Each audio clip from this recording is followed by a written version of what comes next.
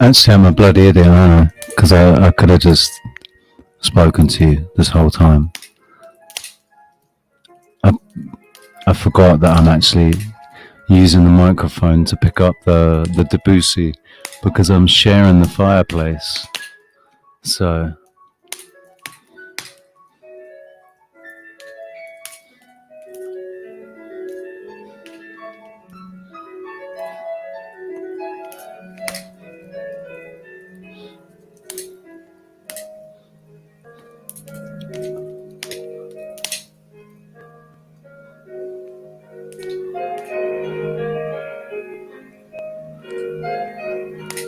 actually,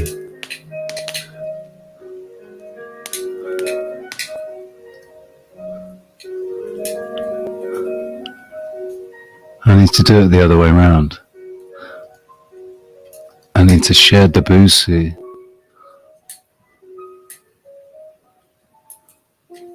Oh no, I can't do it like that. I have to share the, yeah, because I want the fireplace. Just means I can't have the sound. No, I have to have the sound. Ah, it might be echoing. I don't know if it's echoing with the fireplace.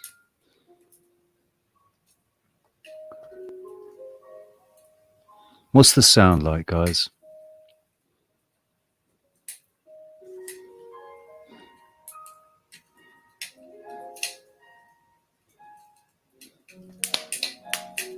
I'm going to add the fireplace. What's the sound like?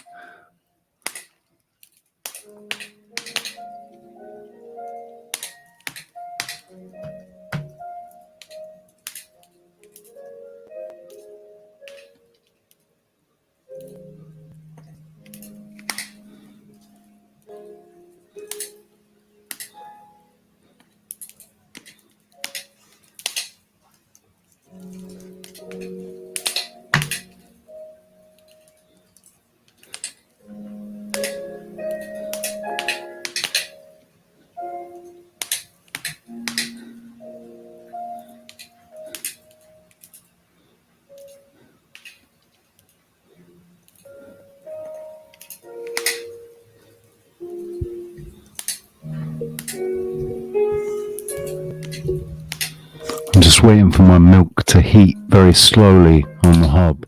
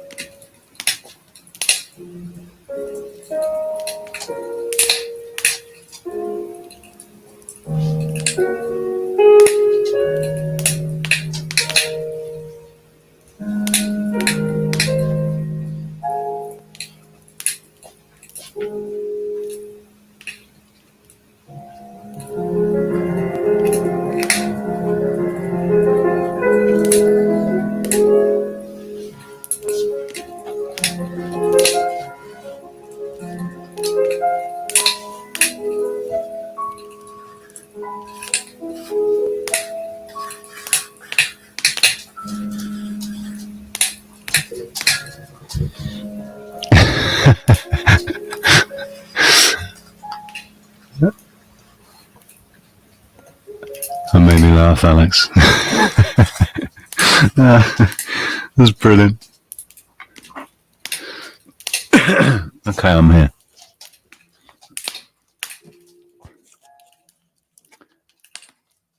Oh, I love this. Right, so I pick 10 hours of Debussy, and it's basically just a repeat of the same song.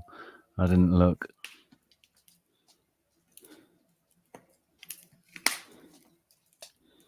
This one's probably going to have bloody adverts.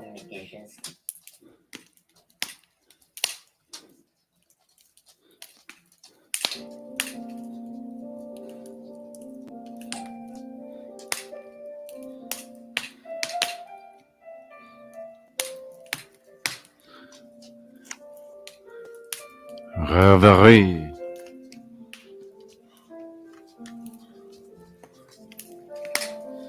So,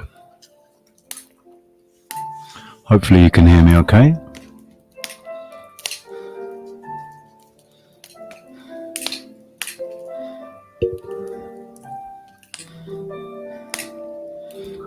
Let me know if you can hear me okay.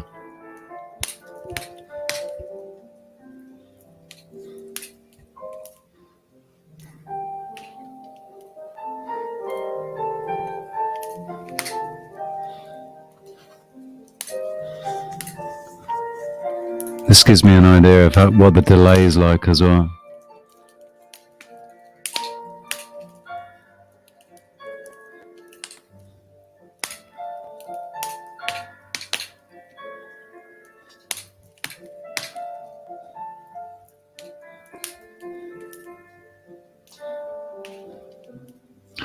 Right, good stuff, because I can use my radio voice. Not have to worry about my next door neighbours hearing what I'm saying, even though they can't really understand me fully.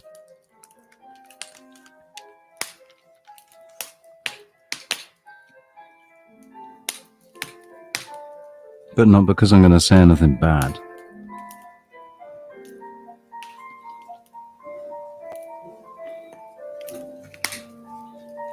I just don't, I want to share this with you guys privately on YouTube.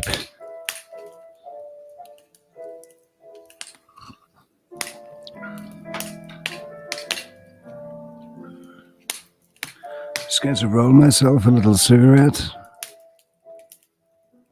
and then we shall begin.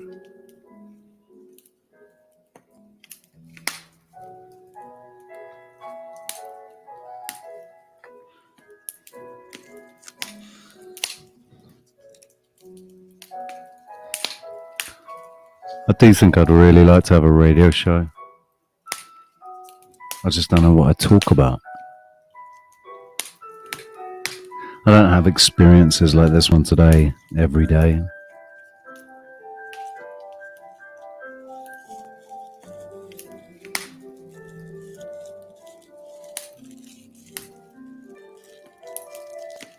I'll tell you what, it'd be fucking exhausting if I did.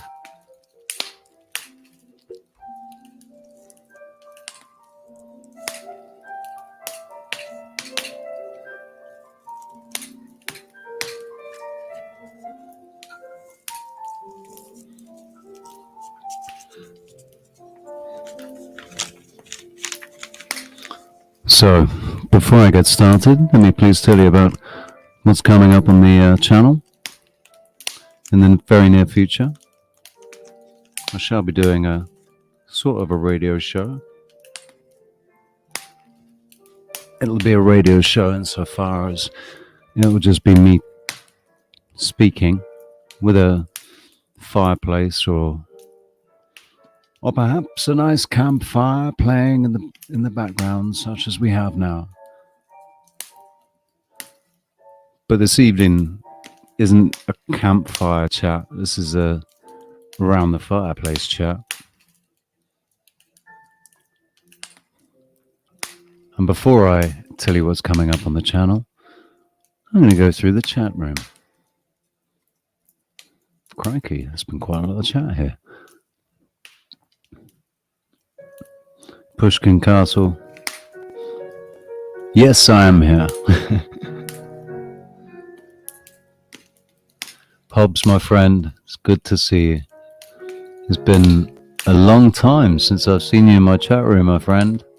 Where have you been? I hope you're good. Awakened Alliance, my brother. Good to see you, man. Really good to see you. Thank you. Reverend Hole. I love you, man. Thank you. I can always rely on you. Andrea 73. Massive hugs, babe. Thank you. Kevin. Dude, that was an awesome stream, man. Really enjoyed it. Can't wait till the next one. Thank you for being here. FE Nation, what up? How's it going? Thank you for being here, man. Vividness 420. I have to turn it all the way down because that crackling sound. Ah, yes. Okay, right. Shall I turn that down then? Shall I turn the fireplace down a bit? We don't have the sound effects too loud, do we? With the fire.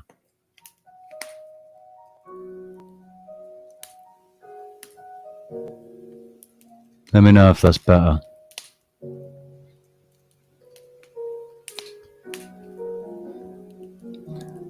Three fingers. Thanks for being here, man. Good to see you.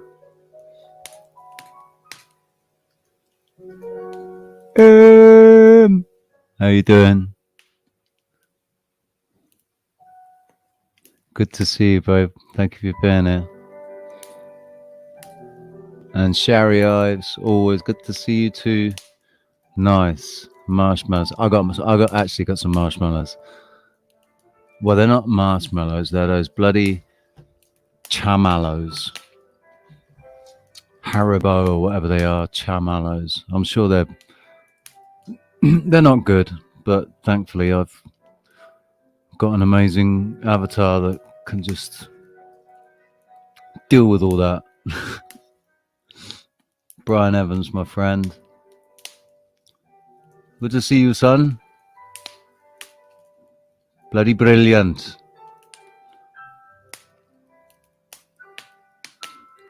Thank you for being here, man.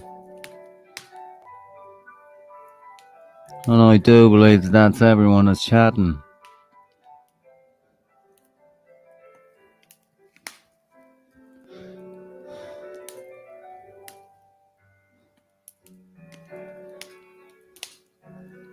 So,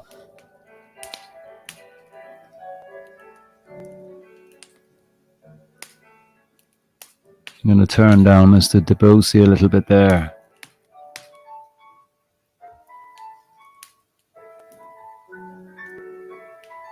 And pop me little avatar face up there for you.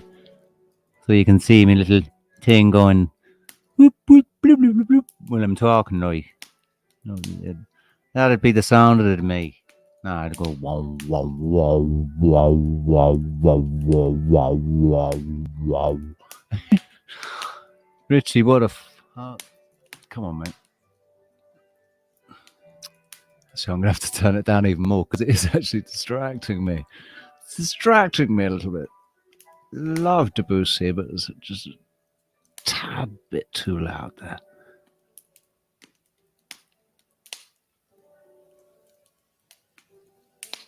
There we go. So,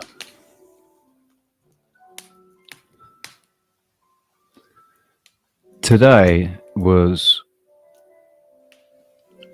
a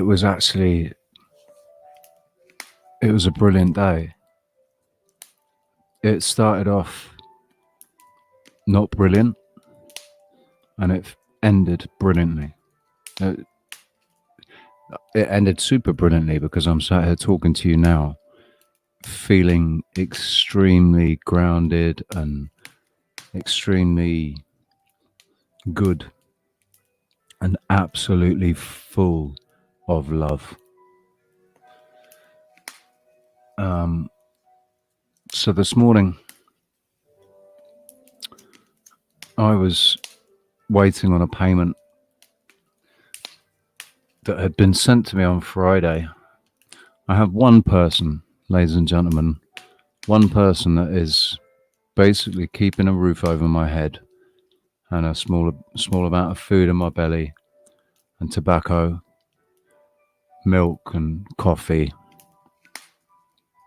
and just a little bit of weed every couple of weeks. Enough rent to pay basically for 2 weeks and get food, coffee, a little bit of weed and everything else. It's not a lot. This person can't afford to send me more than is sent. And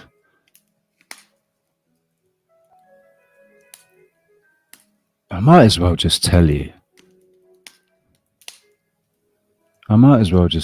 Just because I think you should know how much this person is putting into what we're doing, because she's giving everything she's got.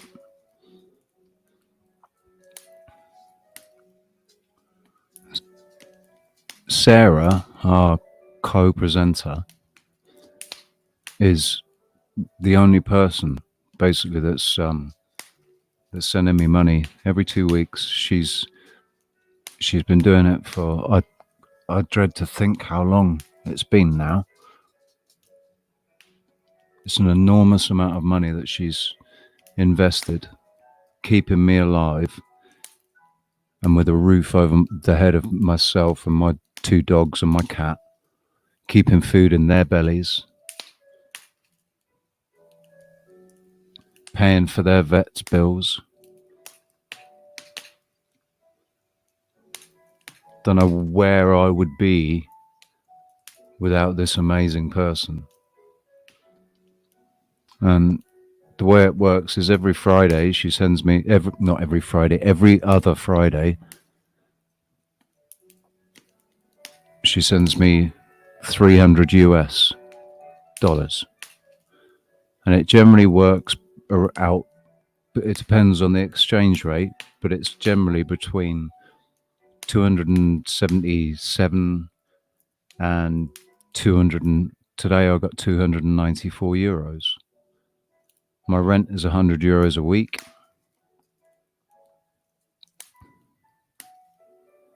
I can't afford to buy food, like fresh food and stuff. It's not that I can't afford to buy it. I don't have anywhere to store it because the cockroaches are so bad here. It's a nightmare. And I've tried sealed plastic boxes. The only ones I've got, they've managed to find their way into them. So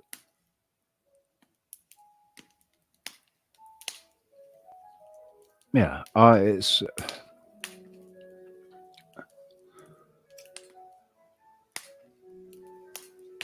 not easy, and I don't know what I'd do without Sarah. She sends the money on a Friday, and it's normally with me in minutes, seconds sometimes. But on Friday it didn't arrive, and they said it was going to be today. 10:15 today it was supposed to arrive, and when I woke up this morning, because I'd been expecting it on Friday and I didn't have any money, and because of various things I only had, I ran out. Sorry, dog's distracting me chewing on something. I'm trying to see what he's chewing on. What have you got there? You won't let me get it. Kanito's so funny. he will not let me take anything that he's chewing on. Gets really vicious. Anyway,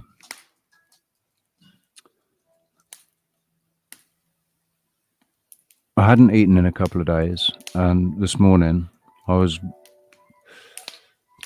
expecting the money to be there in the morning, and I woke up to I tracked the payment because it wasn't there, and I tracked it, and they said your money's going to be with you at 3:15 this afternoon. And just the reason, I think the reason I had a little mini meltdown was because of the audacity of these people, these corporations that we don't have any control over. They don't answer to anybody really. They just do what the fuck they want with our money. There was no reason why the money shouldn't have been there on Friday, moments after she sent it, because that's the deal with this transfer company. But it wasn't here when they said it would be here on like this morning. And they're saying, oh, it's going to be 3:15 in the afternoon. It's another few hours. Oh, I was sort of dead set on getting it when I woke up so I could go and get some food, go and get some breakfast, pay my rent, buy some tobacco, and yes, buy a little bit of weed. Doesn't last me for very long, but every couple of weeks I get a little bag and I'm chilled for a few days. So I go into my awesome group. I'm so proud of my Magic Tree House, the group on on Signal, because it's exactly how I wanted it to be. Exactly. Like it's still in its early days. We're still, growing. It's such a new thing. This getting closely connected to people that you don't know, really, but you feel like you know. You feel like you've known each other every incarnation that you've been here on this earth. That's how it feels. The people that have come into the treehouse are all people that I feel like I've been incarnated with and connected to in every single iteration, every single incarnation, every single ego, avatar in this realm. I personally think that we are original souls. I think we've been here since the beginning, certainly since the beginning of the hijack, and probably a couple of iterations before that. And that's why we know, that's why we can feel it. That's why we don't need to be told that everything is wrong, because we knew anyway. And every bit of information that we find resonates because we remember it. Our soul remembers it, or recognizes something. Not everybody's got all the answers. Not everybody's got everything right. Not anybody. There's not one single person.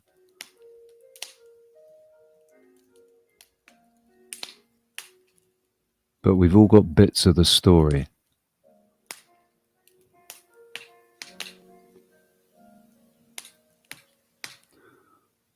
So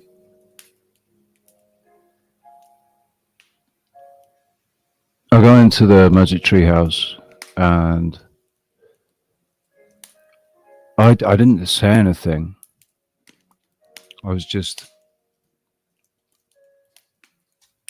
I got involved in a conversation, and unfortunately, because I was so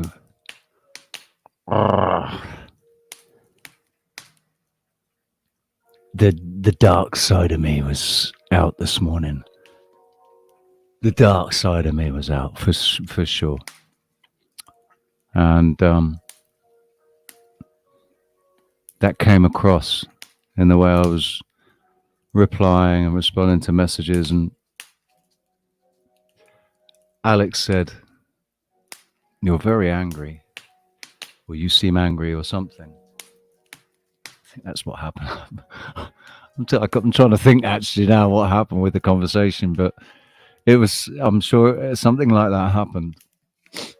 Alex will have to confirm for me what happened. She can actually tell you. Alex can tell you exactly what happened.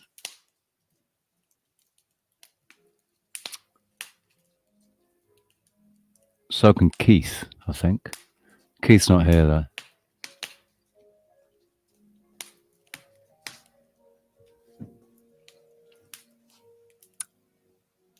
Then, while I was bitching and whining and sounding off,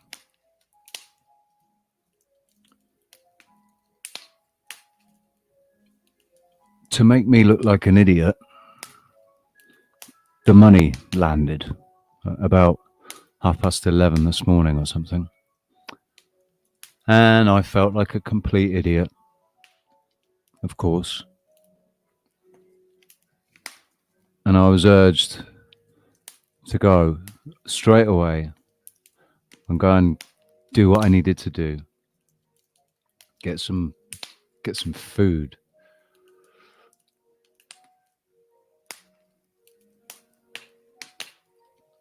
I went to the shop.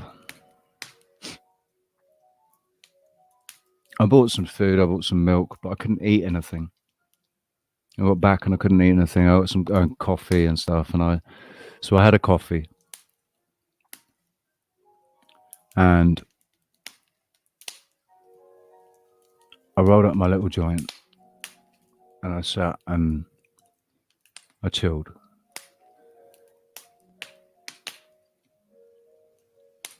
Later on in the day, I couldn't eat. It was like I didn't have any appetite. I was still really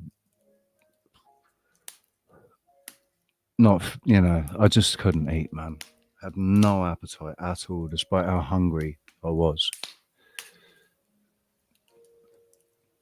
Later on in the day, I hear this kerfuffle outside.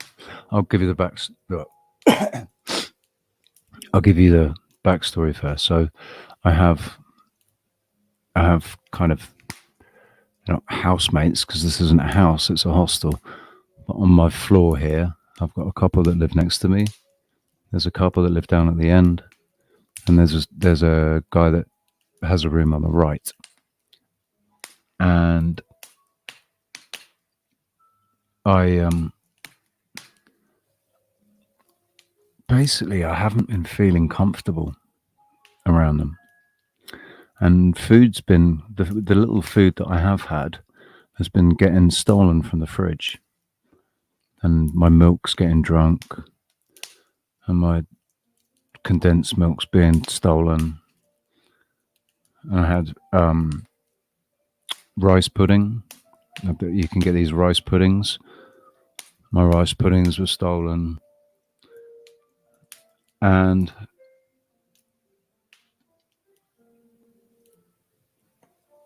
I kind of went a bit crazy about it.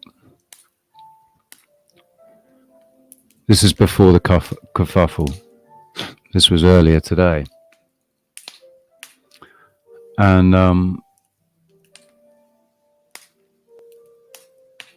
yeah, I went a bit mental. I went into the couple next to me and said, I had these daros. I can't remember what it's called. Something daros, rice pudding, basically, with cinnamon. I said, "Did you eat?" I said, No, we didn't eat. But we get the fridge in our room because our food was being stolen. And I don't know if maybe they considered and thought that maybe I was stealing their food because they know that I don't have much food. So I sent a message to the landlord saying basically, I've thought my food was being stolen. Today I have proof. I have my proof that my food has been stolen. I know now for a fact because they took all of them. All of them. And well, I say here, we think we know who it was. So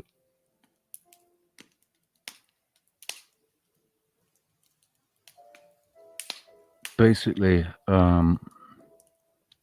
sent a message to the landlord, and almost straight away, Manuel, who's his sort of sidekick, helper, handyman, not sidekick. He's a handyman. He does all the jobs here in the building, all the maintenance. He knocks through walls and makes new doorways. He's just made two new windows on the far side, different room. But he came down straight away. He came in and said, "Whoa, what?" He doesn't speak any English, so I was kind of communicating with him in pidgin Spanish, and I was so angry. I got. I didn't get aggressive with Manuel. Obviously, I didn't get aggressive with Manuel, but because everybody on my floor, I do trust them when they say they didn't touch it. I feel, yeah, they wouldn't take. And it turns out that everybody's had food taken, and we all think we know who it was. And even Manuel thinks he knows who it was, and Caesar thinks he knows who it was. And I'm basically, yeah, expressing my anger, and I'm saying, I'm not gonna, you know, I'll smash him. When I see him, I'll smash him. That kind of really feeling extremely violent. If I had have seen the guy, I wouldn't have just gone and smashed him, but I would have confronted him, making him think that I was going to smash him. And if he got tasty with me, I absolutely would have smashed him. He's about 5'4".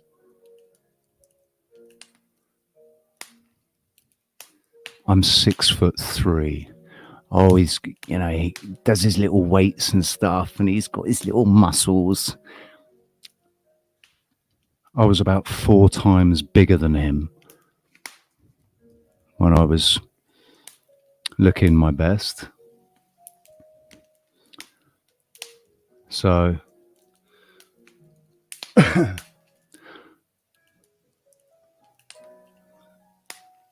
anyway,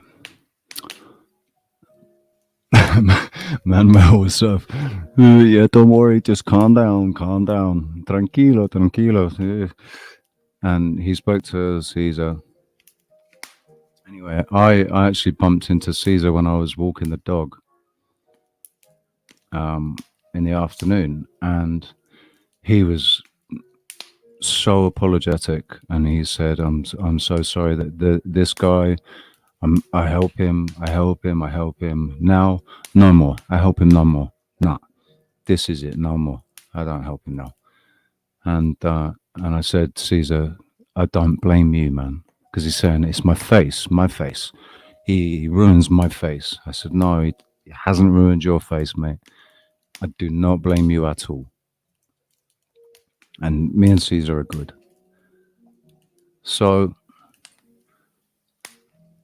later on in the day, I take Alfie and Kanito out again. And oh, that was it. I was ready to eat. So I was gonna go and just get a kebab. Which is silly. You know, when you've only got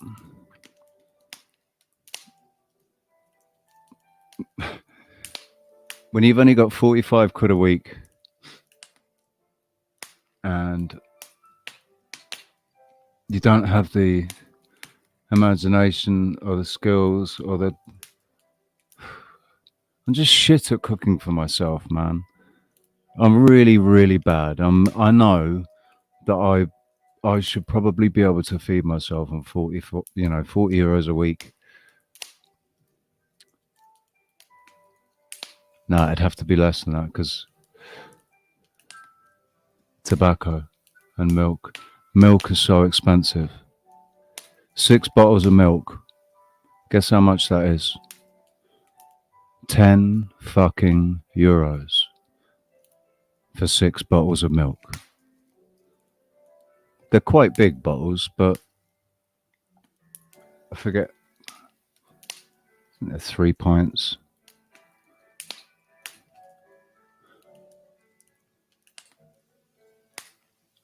Anyway.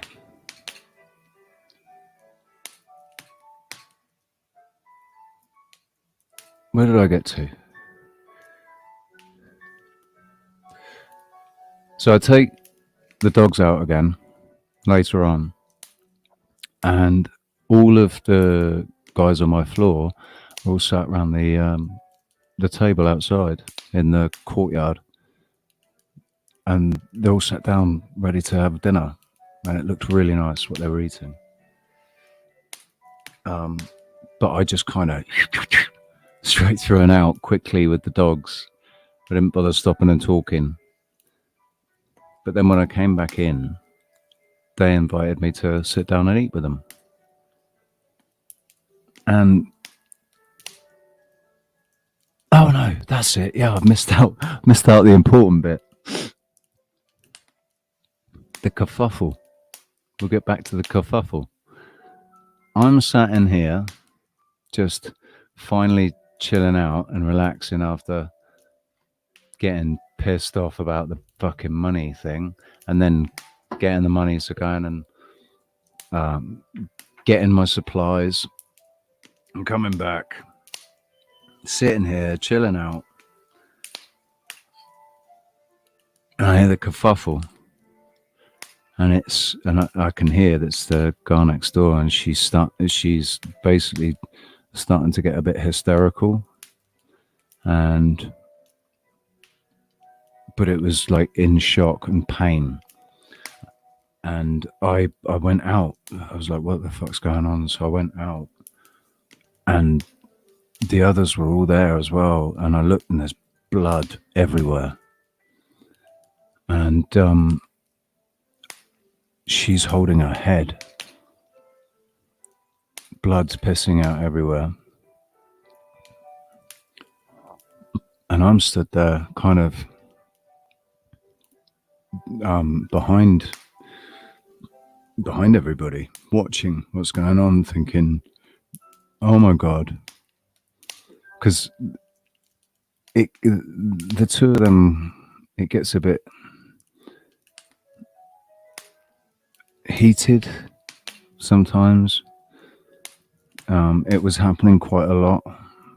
It hasn't happened so much in the last week or so, but it was happening quite a lot because of alcohol, arguments, really loud.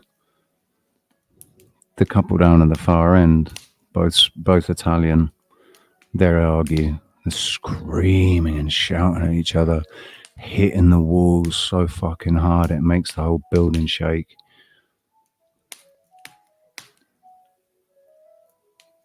And so I don't know what's going on. I'm thinking, fuck, has he hit her? Has he hit her with something? What the hell's going on? And I go in and actually get involved, and I take her hand because she's in shock and she's hyperventilating. And so I take hold of her hand and her arm, and I just start talking to her gently, and trying to soothe her, and trying to get her to breathe, deep breaths, and starting to kind of consciously, I don't know, Reiki, I guess you'd call it.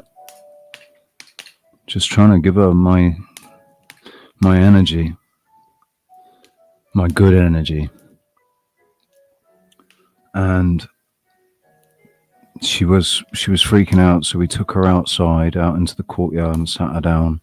And I stood right next to her, and I cradled the back of her head with my hand, and I stroked her arm, and I just was focused on the energy in her head and, in her body, and trying to get it to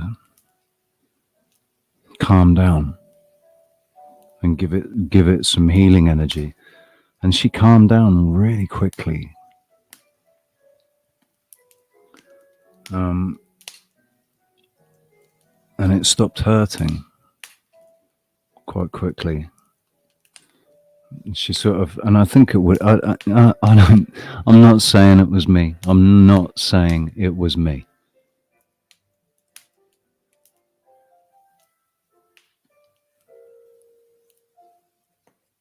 I was saying, I am saying that it might have been. I'd like to think that I had something to do with that. So the point is, what was really nice is that we all came together. We all were everybody was so concerned, like, and I could see how everybody would, like, they're good friends, and I've been outside of it, and because I haven't understood their conversations, and to be honest, the cheeky monkeys have been telling me that they're talking about me and they're not saying nice things, and they think I'm a drug addict, and all of this stuff. And they were, everybody came together to comfort and help calm her down. And I mean, if it had been serious, obviously we would have sorted it out. The ambulance to come, and it would have all been cool because everybody was there, concerned and helping. And it felt like a bonding moment. Basically, it felt like a bit of a bonding moment. That I felt more connected to them than I ever have before. So that was really nice. Anyway, a little bit later, I take the dogs out. They're sitting down to dinner. And when I came back, they offered me a plate and a seat, and it was fucking amazing. Oh, and yeah, I was gonna buy a kebab from next door, Doner Kebab, a durum, which is basically a doner kebab, but instead of a pita bread, it's wrapped up in a wrap, and they always give me extra meat. Yes, I'm still eating meat, but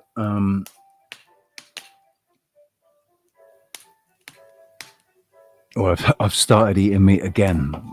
I mean, but it was closed. It was bloody closed. And when I got back in, they offered me the plate with the dogs. I saw when I went out with the dogs it was closed, and I was like, no. And then when I got back in, they offered me the food. So I sat down to an amazing home-cooked meal, potatoes, and it was either chicken or pork, I'm not quite sure, because it was spiced. And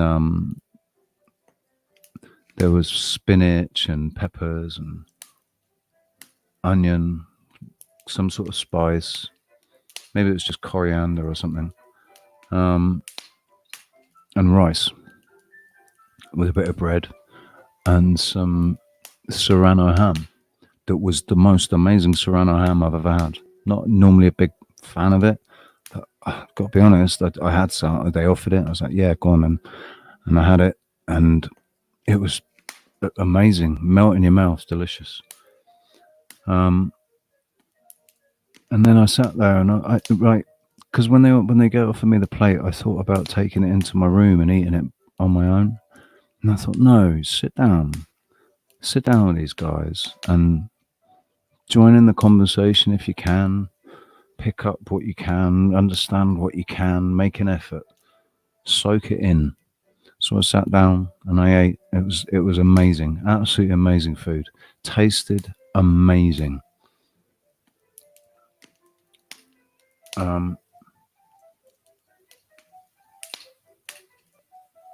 Probably helped by the fact that I'd had a joint, but it was amazing. And then I sat after I'd finished. I sat there for I don't know 20 minutes, and I couldn't really take part in the conversation, but I kind of got the gist of what was being talked about. And we were talking about there's a girl upstairs on the floor above us. She's a heroin addict. She's a cokehead. And they were discussing whether maybe it was her, that it's her that's coming down and stealing food at night. But we're all pretty much convinced that it's not. It's this little fucking 5'6", 5'4". Sorry, he's not 5'6". He's about 5'4", if that. Little size 6 feet, maybe size 7. It's fucking hilarious. Seriously, it's absolutely hilarious. And you can tell he thinks he's the man as well. He really does think he's the man. Anyway, I don't doubt it'd hurt if he hit me. And I probably only weigh about 67 kilos right now, so he might even be able to knock me over if he hit me hard enough. But you'd have to be fucking fast, man. He'd have to be fucking fast. Anyway. It was, hey, Squirrel Sniper, how you doing, man? And Crystal Shaman, good to see you. Curious Squirrel, I've not seen you before. I have the Squirrel Sniper. Squirrel Sniper, behave yourself. This, don't shoot the Curious Squirrel.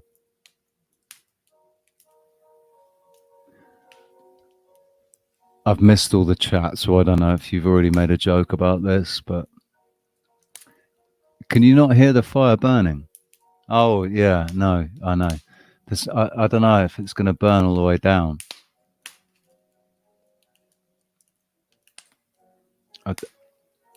We'll have to see if they chuck another log on. So anyway, what's the lesson that I learned today? After having just an amazing meal, and I couldn't understand everything that was said, but I understood enough. And the Italian girl can speak pretty good English, and the girl next door can speak. She can speak about as much English as I can speak Spanish. Maybe a little bit more. But the two guys don't really speak English.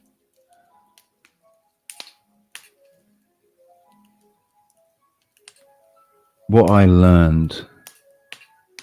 relearned, is that these guys are just no different. They're absolutely no different. Like, I felt so disconnected from them. Like, they were almost like they were aliens. I don't think they've had the jab. I don't think they believe. I haven't really spoken to them. I will do. I'm going to ask them. But I don't think any of them have had the jab.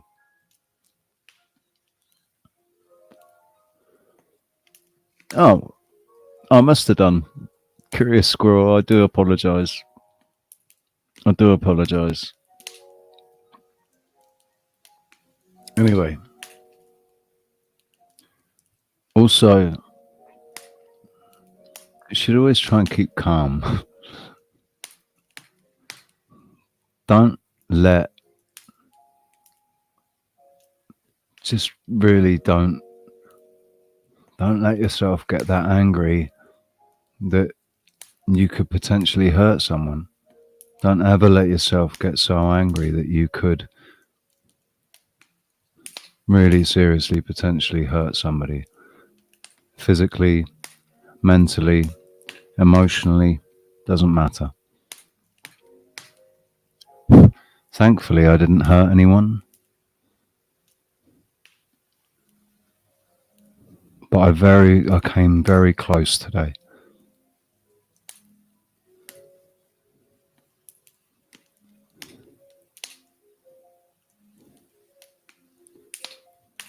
So I keep saying it. Don't let anything get you that angry like I did today. A little part of me, the really dark side of me, and I think you can all feel that there's a fucking dark side to me. It's been there for a long time. It was there when I was young. It never came. I let it out when I fought bullies at school. I let them out when, mostly in private.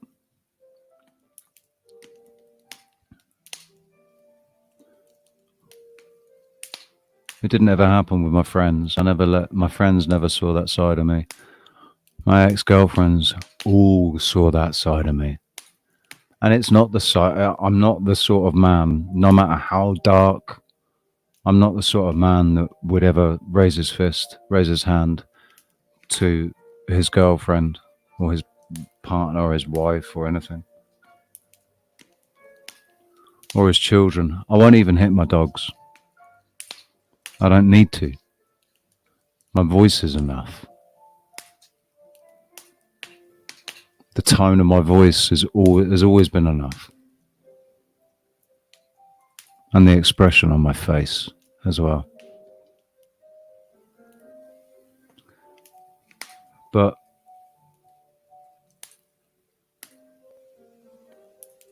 it doesn't do anything. All it does is destroy. And thankfully, like I expressed my anger in the kitchen, and then those guys went out and they were sat outside. The courtyard is outside my window. My window opens out onto the courtyard, so I could hear them talking out there, and I didn't know what they were talking about. I thought that maybe they were talking about me. This is before we'd had the incident that brought us all together.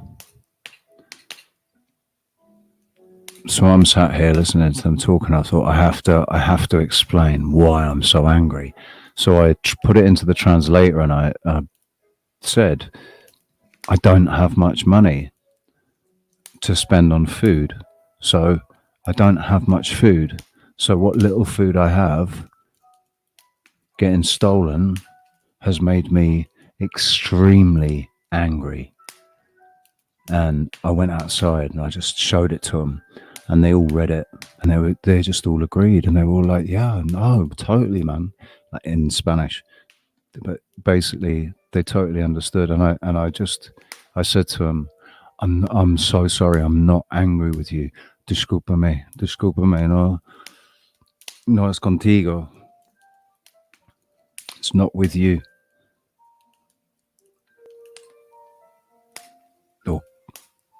It's not with us. The problem, you know, my anger wasn't with them. I wasn't angry at them, and they all completely understood. They were all very understanding. But I came back in my room and I sat down, and the cheeky monkeys are going, they're just being understanding like that because they're scared. They're gonna go and talk to the landlord and say that you're a fucking nut job. So when this thing happened later with the girl, what happened was I didn't tell you what had happened, did I? The girl had their fridge, and right, they've got a fridge in their room because their food was being stolen out of the fridge. They shared the fridge with me in the kitchen. They probably thought I was stealing their food. I'm sure it crossed their minds. And their fridge, she had opened the door and bent down quickly and misjudged where this really sharp corner was. And she just cracked her head open on it. The corner went straight. It was like this V dent in her skull.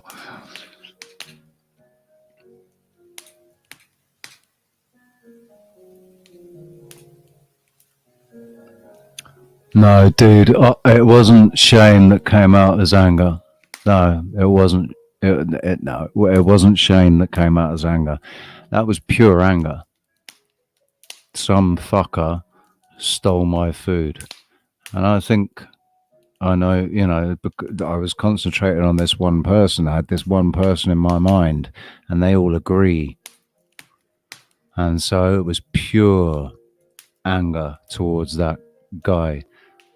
Thank fuck for all of us that he didn't make his face known in our kitchen, because he comes in our kitchen and just uses the hobs. Who's like comes in, he's cooking up food. I just assume that he's cooking his own meat up because he's always frying meat in the pan and cooking pasta. Meat and pasta. Because he's in the weights with it, you know, in the gym with his little weights. There was a time when I would have been able to bench press that kid.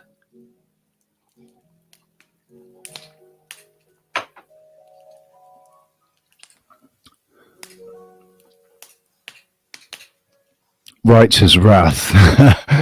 Yeah. It was rage. It was pure rage. And I don't like that. I don't like that because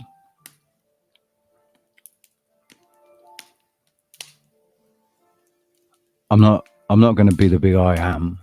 I'm not trying to be the big I am. I just know what I've been through, and I know what I've done, and I know what I've faced. And I don't care. I don't give a fuck how big or scary or small.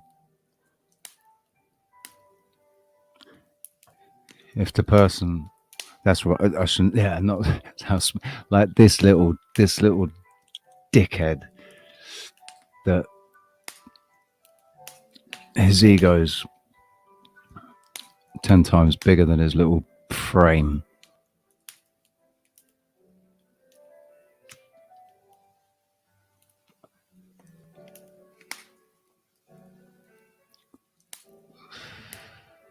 Kit Kats are made by Nestle, aren't they?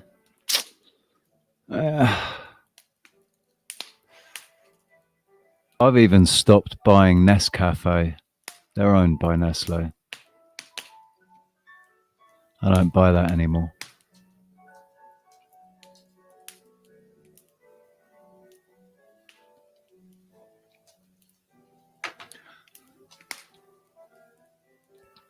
I'll tell you what, normally it's not an issue for me to go a couple of days without any food. That's the thing. It's normally not an issue for me to go a fucking week without any food, so long as I've got some milk, condensed milk, and coffee, because I have basically been living off that for the last year, and for a good 6 months during lockdowns. It became my staple diet during lockdowns, and then things never really improved that much afterwards. So I never bothered eating properly again. When I was able to eat properly, when those small periods when I was working,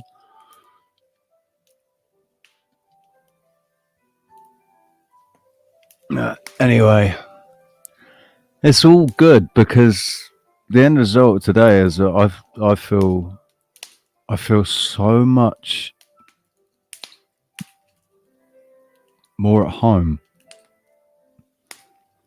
and I don't feel quite so alone and disconnected from the other people that live on this floor.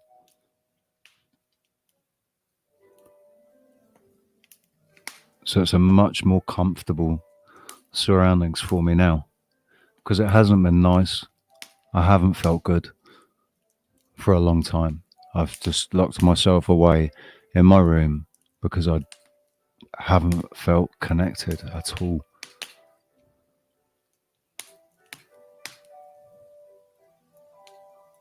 So today was a beautiful experience because it did actually it let them see, after they saw the really fucking horrible nasty side of me that wasn't directed at them, but they saw it. And then they saw the extremely concerned, loving side of me when she was injured. And then the grateful side of me after the food.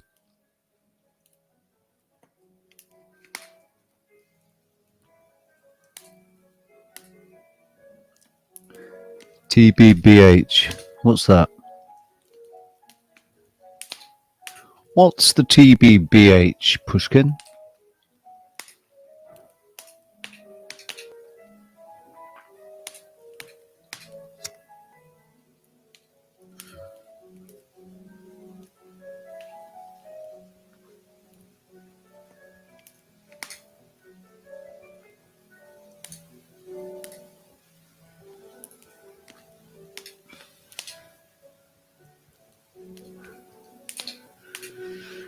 We all have darkness in us. We all do.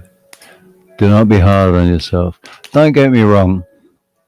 I'm not being hard on myself. Yeah, and yeah, I'm not being hard on myself. I'm just being real. That's all. I know how much energy I give off. I know. I don't need anybody to tell me because I can see it on their faces. And the other people on this floor were already terrified of me. I know they were. And especially at the start when, and when I realised the stuff really was being stolen out of the fridge and I wasn't wrong. And inside, I flipped. And I wasn't expressing myself, I wasn't screaming and shouting, but the expression on my face and the way I said what I said,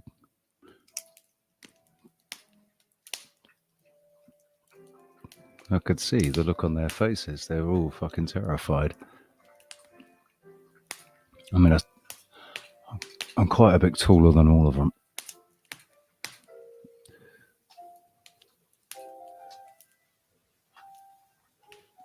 But yeah.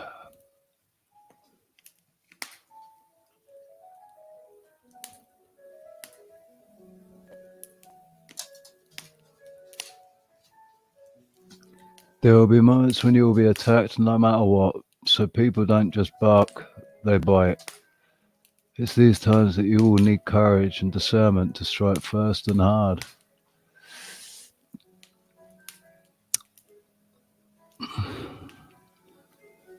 I won't ever be striking first, dude.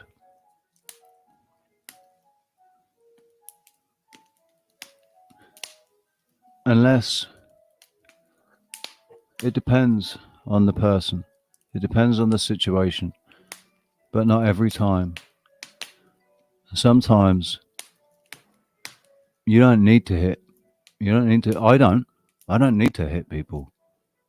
I haven't needed to hit anyone since 2000 and when was it? I think it was 2018, maybe 2019, when I went and defended the barman from the bar that I worked, that I played at, where I was a resident 6 days a week, 2 gigs a day, 6 days a week, building up their bar. The boss's son worked behind the bar, and I saw him getting, basically, these lads were all out to beat him up. And they're all crowding around him. Well, it was definitely this one kid that really wanted, his mates were sort of holding him back. But he took a swing at the lad, and I just switched and ran over and grabbed hold of the guy, spun him round onto the floor and kicked him in the face. Told him not to bother getting up again. He got up again, so I put him down again. Told him not to get up again, and he went to get up again. So I put him down for a little while. I knocked him out because I can fight. I do know exactly where to hit a kid to knock him the fuck out, especially when he's drunk. And yeah, that was a fun afternoon. But that was the last time I needed to raise my fist to somebody, and they didn't raise their fist to me, but they raised their fist to another. And I will always stand in to defend somebody who cannot defend themselves or isn't capable, just doesn't have it in them. They're not a fighter. I think that when a guy's a fighter and he gets in a fight, you let him, if he's up for the fight as well, you let him fight. And so long as the fight is reasonably fair and it's 1-on-1, if he gets beat, he gets beat. That's how it is. That's how it should be. Man on man. No weapons. Just street fighting.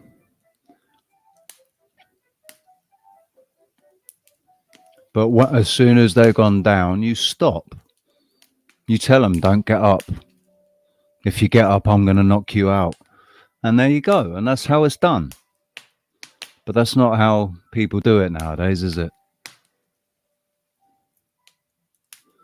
I don't doubt that for a second. Bane Bear, what up, mate? How you doing? I don't doubt that for a second.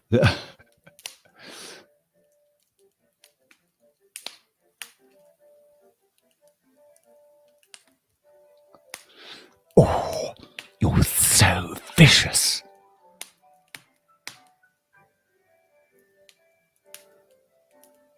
Who are we? All right, mate. How you doing, son? Ready for Tales of Dragons Around a Fire? So we're doing a fireplace tonight, but tomorrow night we're actually going to be around a campfire. not if I can get I'm sure I'll be able to get a good video of a campfire burning.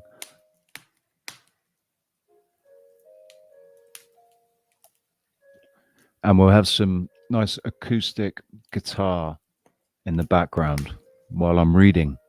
How does that sound? Actually, no, we won't, because there is going to be actually there's a little song. It's the fairies song. And I thought I'm going to have to accompany it with a bit of guitar. So I improvise a melody, and it's good because it's only like 6 lines, I think it is, to the song. And you only have to sing it once, so it's all good. The tale's only going to be about 30 minutes long, depending on how fast I read. If I read it really slowly, it might take longer.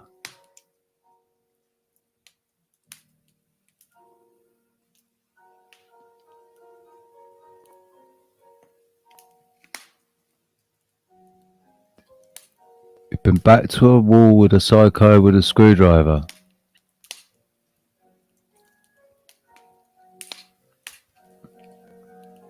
What happened?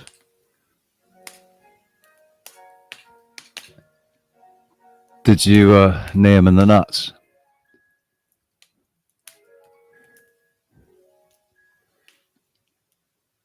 I actually... Hang on 1 second.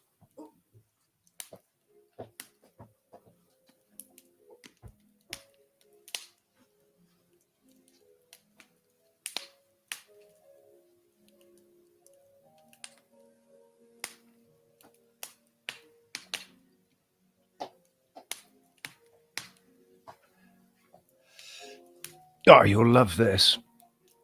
I just saw 2 cockroaches with egg sacs running across my bed. That was... Well, at least I saw them, I suppose. Before they snuck themselves away somewhere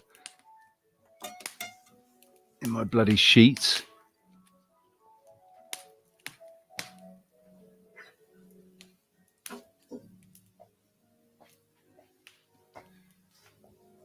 And trust me, I've tried to do something about the cockroaches, but there is a fucking infestation in all of the rooms. Well, mine has got bad, but the other guys, they're constantly emptying their rooms out. They don't have very much stuff, so it's kind of easier for them to empty their rooms out and clean out all the little nooks and crannies. I have an enormous amount of shit. I was in a nice apartment 2.5 years ago, 3 years ago. Well, 2 years ago. When did he kick me out? It was the end of May, beginning of June. Or it was halfway through May. That fucker booted me out of that apartment illegally. He's English. Well, actually, he was Scottish. Scottish guy. He's also a fellow entertainer on the island. But because of the drinking problem that he developed thanks to lockdowns, he turned into a fucking asshole. I need pet lizards. Yeah, do you know what? The cat's funny. He's interested, but he just really plays with them. He doesn't do anything else. He doesn't actually manage to kill them. They're only the indoor house cockroaches. They're not the outdoor nasty, horrible big fuckers. They're just the little ones, little silverbacks, and So I know it's kind of like, oh my god, that's disgusting. How could you live with so many cockroaches? But the thing is, They were born here. They came over in the boxes. You can imagine if I were to interview one of these cockroaches, he'd be like, "You'll never get me to leave. My father's father's father's father came over here on the boxes. We've been living here for 7 generations. You will never get me to leave."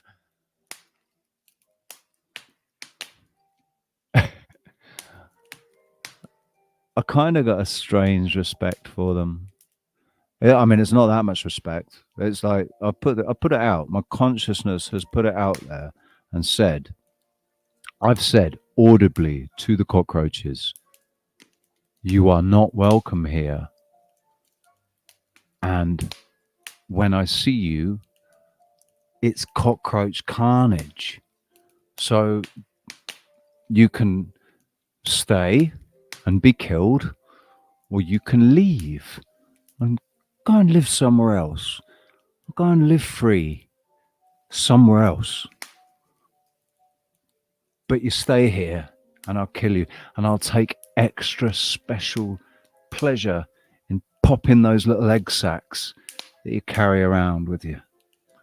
Extra special pleasure. It's kind of dark, really, isn't it? Because they're egg sacs.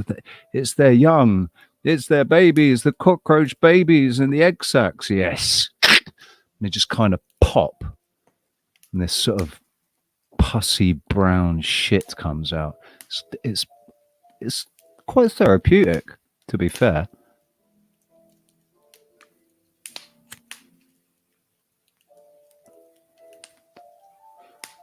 Vampire cows. What's going on in here? What's going on in this bloody chat room? Tyler Arnold, good to see you again, mate. Good to see you again. Thank you.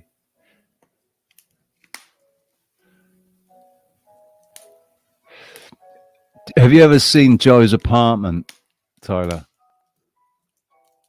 It's given me a whole new understanding and appreciation of Joe's apartment.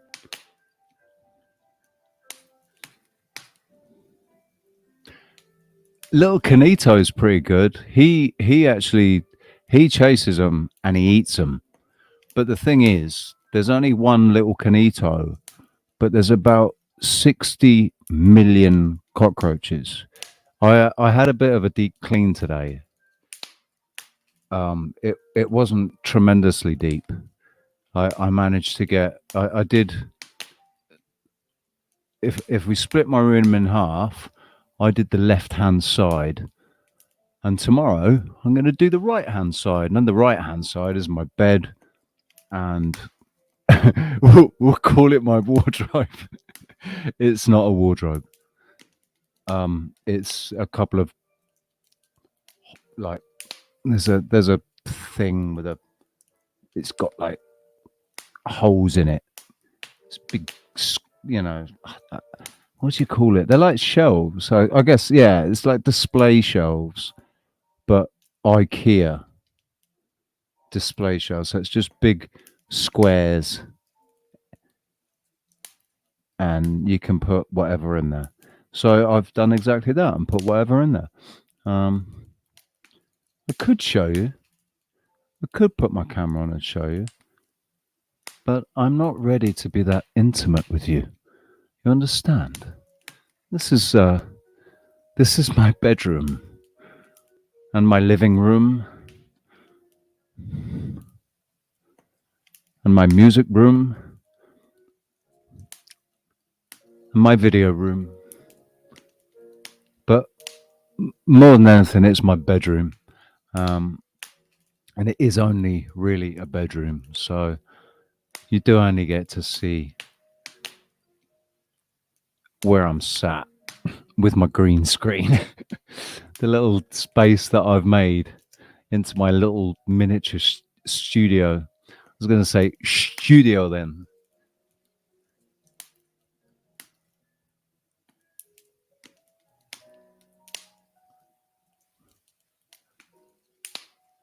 Flip my cigarette in his face and punch him straight in the throat. Yes, mate.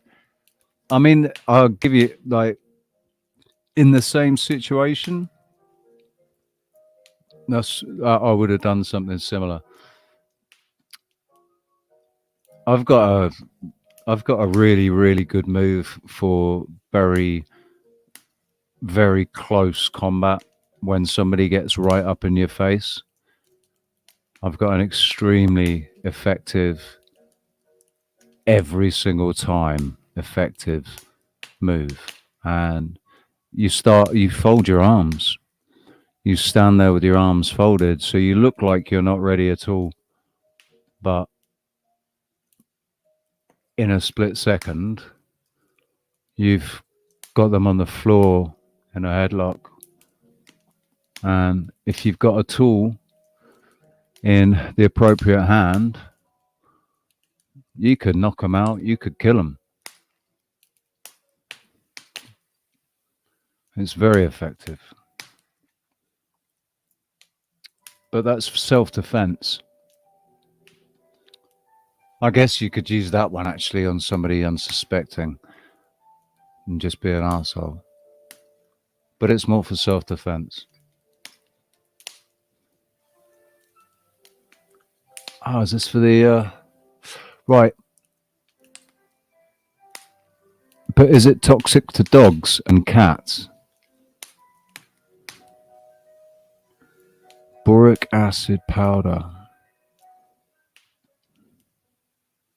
There are edges that the dogs never get to. There's like the edges of the, like where the sofa is. Actually, no, Alfie goes under the sofa. So does the cat. So yeah, so I can't do it under the sofa. But there's the same IKEA box shelvy things on the other side of my room as well, and they can't get behind them. So I could put it all behind those, behind the drawers, behind the sort of little table where the dog. I know the dogs never go down there, so I can put it there.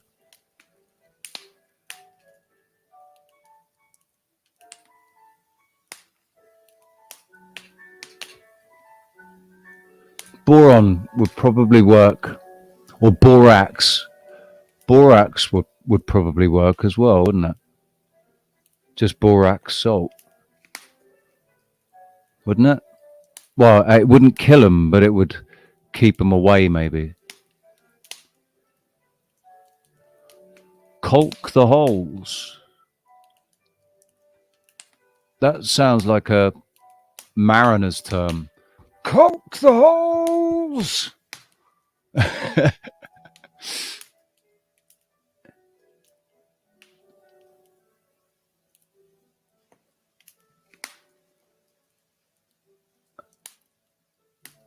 The thing is, Kev, there's my window, which is always open for the cat. There's also a couple of amenities, like there's a hole up in the top corner with pipes. The room isn't airtight, like it's a false wall here that isn't joined properly. There's loads of room for them to get in that there are holes that I can't seal.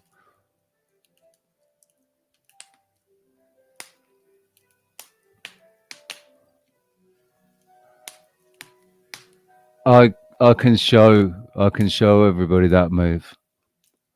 I won't be able to demonstrate it on anybody because I don't have somebody to demonstrate it with, but I can show you what to do, and you'll see it, and you'll be able to, as long as the guy isn't like 2 foot taller than you, you'll be able to do it. If he's 2 foot taller than you might not. I don't know how tall you are. I'm pretty okay because I'm basically 6'3", so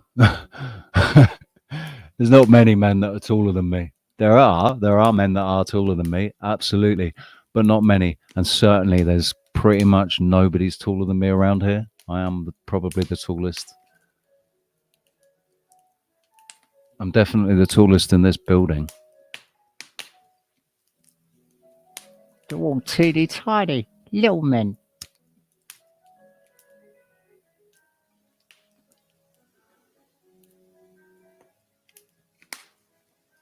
I'd just like to say I've actually really enjoyed this evening. All of it. Right up until now. Seriously. Really enjoyed this stream. Just like talking to you about what's happened. Obviously, I've talked about it in the treehouse. I've spoken to Alex. I told Karina as well. I forwarded the message to Karina because Karina was involved in my mini meltdown.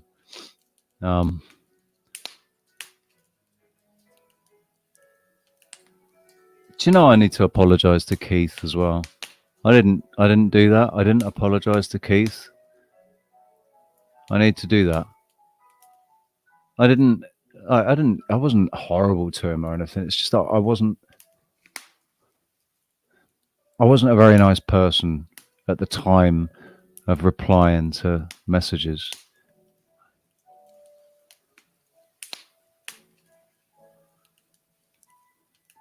But Keith has actually come up. He's shared some stuff that is brilliant.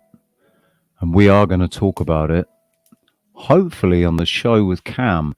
Unless Cam's got something specific that he wants to talk about, because we've got a show with Cam coming up. I forget if it's, I don't know if it's this Sunday or next Sunday or maybe Saturday.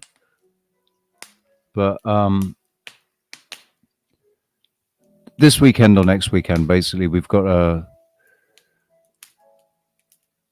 show coming up with Cam.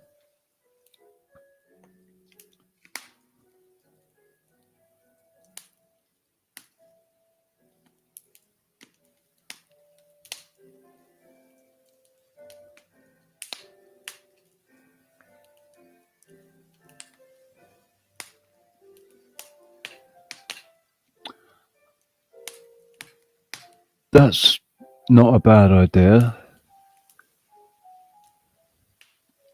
That's not a bad idea, you know. The trouble is,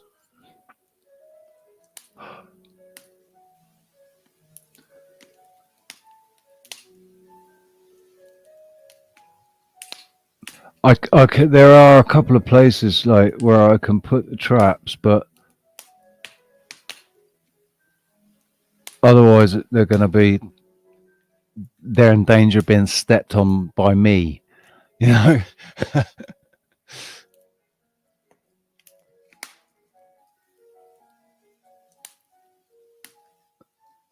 Oh, they climb the walls in my in here. They climb the walls. They drop on my face. They run across my body. Yes, a gentleman's agreement. If they showed themselves there, that's basically what my my agreement was. But today, because of what happened this morning, I was in just such a bad mood, and like just the cockroaches and everything were just so. There's another one. Hang on a second.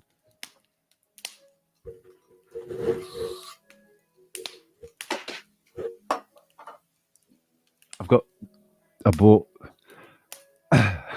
It cost me €10, but I bought this really good. I've got a couple of cans of this really good spray that literally kills them in 30 seconds.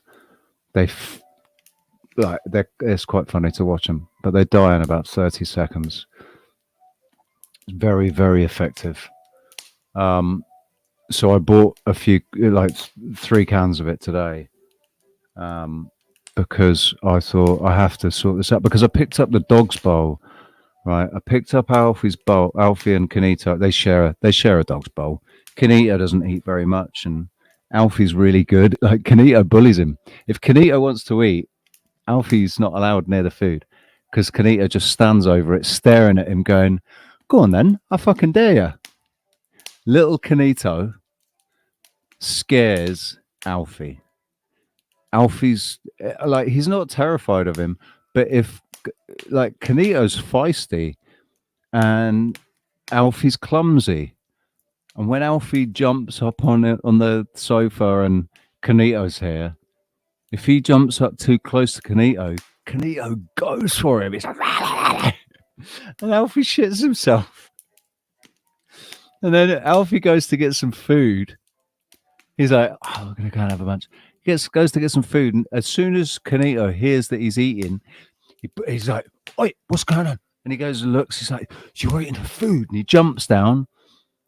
Alfie hears his little feet, his little claws as they tap on the floor, and he comes trotting over, and Alfie's like backs away from the food, and Kanito just goes and stands over it and stares at him like, "Go on then, come and get some more. I dare you." And Alfie goes and lays down, and then Kanito just decides that he wants to eat, but he doesn't eat very much, and then he leaves it, and then Alfie gets up and is like, "Okay, then I'll go and eat now then," and then Alfie will eat the rest of the bowl, like he'll polish it off. It's so funny, the dynamics between the two of them and the cat. I should make a video of the animals. The trouble is my place is such a mess that I really don't want to put it on camera. The cleaning up today was good, and I'm gonna carry on cleaning tomorrow. I'm gonna make it so that this place is at least a little bit presentable, so that maybe we can share a little bit more about the animals and stuff and their antics, what they get up to, because it is quite funny. Pushkin, I can answer that straight away. Unless I basically place my mouth over the nozzle and inhale deeply as I spray, just inhaling what's in the air is never going to do anything to me. And I just know that it's not. I've thought about it. I've thought long and hard about it. It's carcinogenic in there or whatever. And I got a little bit of a headache. But the thing is, I set up my fan next to the open window, so it was just sucking the air out of the room. And it took it all out. I wasn't breathing in for too long.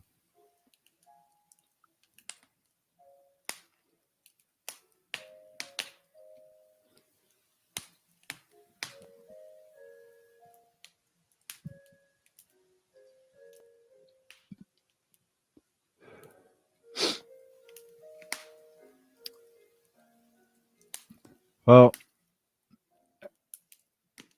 the thing is, with that, it's like if you're on the street, you're not gonna say, "Listen, like right before we get to it, yeah, do you mind just taking your shoe? Could you just take your shoe off for me, please? Just like I'll fight you, yeah, but could you just take your shoe off for me?" No, don't worry. Like I'll take my shoes off as well. Yeah, we'll take our shoes off to fight. Yeah, that'll be fun.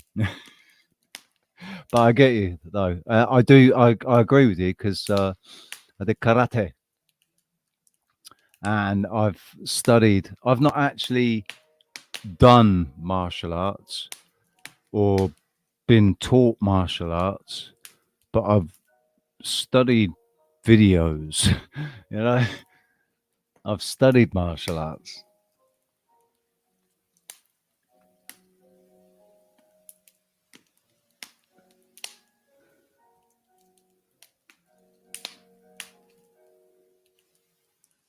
Who's argumentative? Me? Me? I don't know what you're talking about. I'm not argumentative. What are you on about? I never argue with anybody.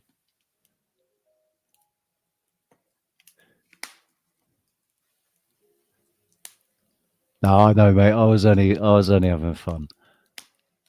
I was only having fun.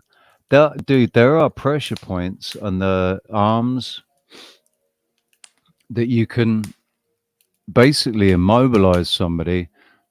I think it's 2 pressure points on the arms. It's the order that you do them. You go up the arm and then 1 in the chest, or 2 in the chest, 2 pressure points in the chest, and you can basically immobilize somebody. They won't be able to move. They'll just be stood there in excruciating pain. Like all of their nerves will be on fire. But I don't know them. I wish I did. And it's not easy either. It's not easy. I know that to actually get those pressure points, especially like if somebody's wearing clothing, if they've got a jacket on, a big jacket or something, it's not easy to hit those. If they've got bare arms, you got a much better chance of hitting those those points.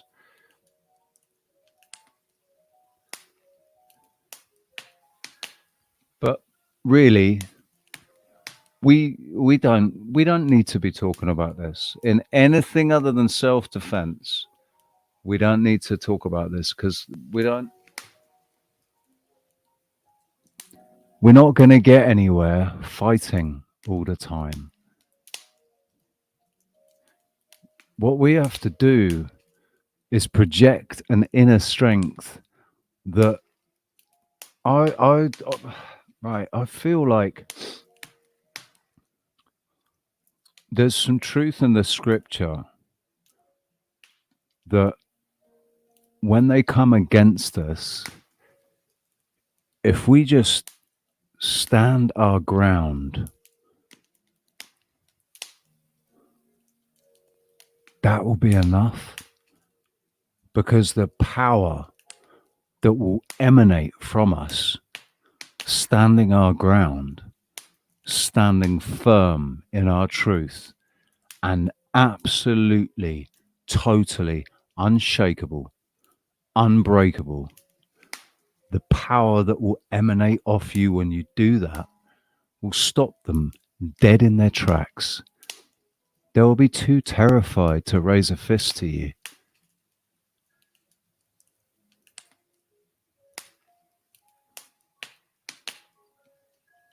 They'll be too terrified to raise a fist to you.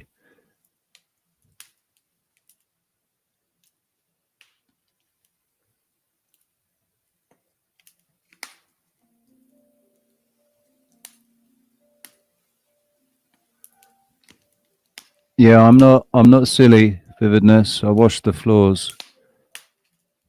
Oh, the floors. I washed the floor. I disinfected and washed the floor. And I made sure they were on the bed, away, like they weren't the side of the room where I was doing it all was the side of the room with the window open and the fan right next to it. So any spray that I was spraying here was getting taken away from them before it, like they were over in the corner on my bed, and Kanita got down, Alfie got down, I put them straight back up and told them to stay, and they stayed there. They didn't move. They didn't. There, don't worry, I'm not silly.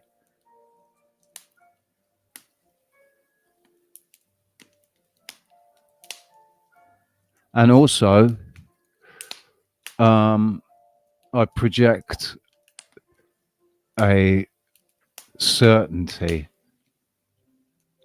that I can heal my pets,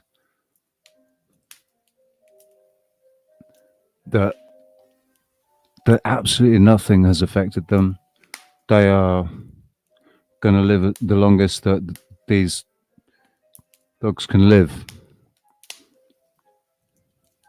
because they're with me, and I'm a healer, and I know I'm a healer.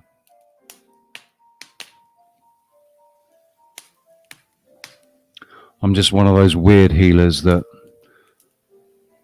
hasn't really ever consciously, until recently, tried to heal anybody.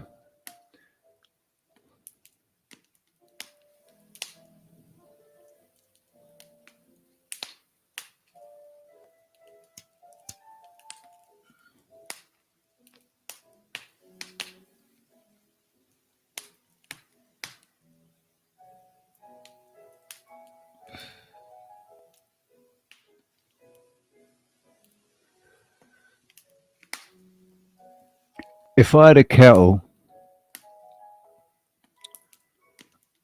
boiling water wouldn't be such a pain in the ass.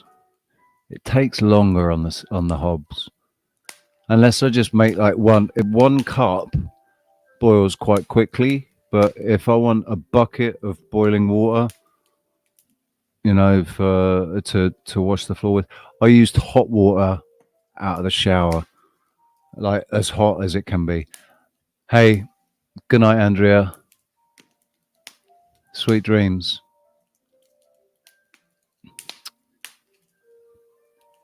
I've honestly, I've considered it. I really have, but it just got too much. Like, I was talking to Sarah about a non-toxic option, but the thing is, with the non-toxic option, it doesn't kill them instantly, and when you're uncovering the nests and they're scurrying off out into new places, you have to kill them. You have to make sure they're dead as soon as possible, because so that they run to wherever they run and then they fucking die, so that when you get to that area, they're there and you can sweep them up with their little egg sacs. That it's just the way it is, man. It had to be done. I had no bloody choice. It was that or lay poison, and I'd rather deal with a quick fix solution. Just destroy the nests, and and I'll have to do it over a couple of days. I have gone through 2 cans of this shit. Well, 1.5 cans of it. But as I said, the room was well ventilated when I did it. I'm not an idiot. India, hey, how you doing? You missed, you kind of missed it. I mean, you haven't. We're still sort of chatting. We're still going. I'm still sat here waffling on. I was going to do the story time tonight, but I read the story and I realized that I needed to get it, I needed to prepare it a bit before I do it. I can't just do it straight off the cuff. I can, but I don't want to really, stumble or mess it up and mess up the voices, and because there's 2 little birds that talk to each other. There's the fairy queen, the young man, the old wizard from the east,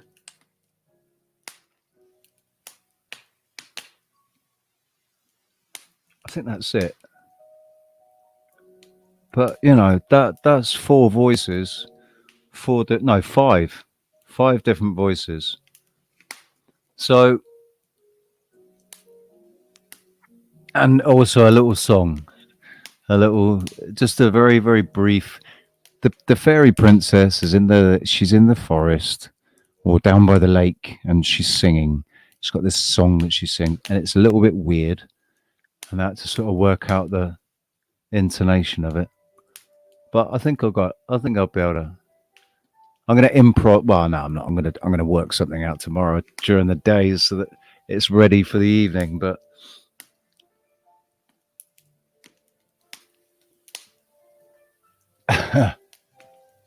I'll tell you what. I bet you never knew that they could run so fast either. Do you know the funniest thing, right? So under my sofa, I had a couple of bags. A sort of a sports bag and a couple of shoulder bags, man bags, whatever you want to call, that I kept my equipment in for streaming and stuff when I went out, and the stuff for my drone when it was working. And there's some lenses and stuff. And anyway, I pulled the bags out and I could see they were infested with cockroaches. So I just sprayed into the bags and sat them there. And you should have seen these fuckers. I should have filmed it, really. It was quite spectacular. These fuckers are erupting out of the bags. And do you know how many of them had egg sacs? But thankfully, like I said, this spray is extremely effective. So they made it out of the bag and then died on the floor. And then I swept them up and chucked them in the bin.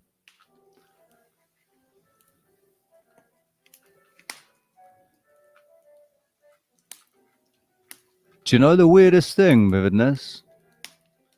Right? When I used to, in the apartment that I was in 3 years ago, the first year that I was there, the first 18 months, no, yeah, the first year that I was there, the mosquitoes were so bad, I had to, every night before me and my ex-girlfriend, who was living with me at the time, before we went to sleep, I had to go and basically kill all of the mosquitoes that were hanging off the ceiling, like they do. You know, they hang off the ceiling. So I had one of those Chinese mosquito killer things, electric mosquito killer things, and I'd just go along, zapping them all, kill them all before I went to sleep. We had serious mosquito problem. I was like, where the heck are they coming from? Where are these mosquitoes coming from? And then one day, they disappeared. And you know what? I think I've seen 2 mosquitoes since then. And everybody else talks about mosquitoes, and I don't see them, I don't hear them, I never get bitten. I thought I saw one. I thought I saw and heard one a couple of months ago in my room, but I didn't see or hear it again. And normally you always see them hanging from the ceiling, because they always hang on the ceiling during the day. Or at night they go up there. No, well, just at different times of day. Fuck's sake, you see them hanging from the ceiling. So it's a bit weird. It's really weird that that they've just disappeared. Why am I not seeing mosquitoes anymore? Why do I not see mosquitoes?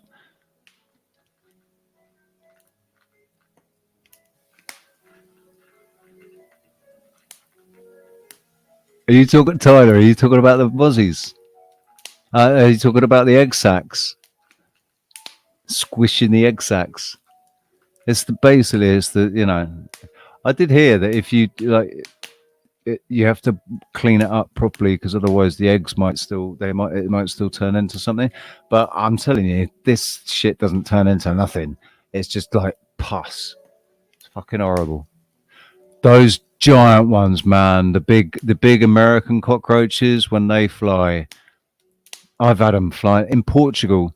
Well, my apartment in Portugal, right? In my room, don't ask me why, but right next to my bed was the drainage from my fucking toilet.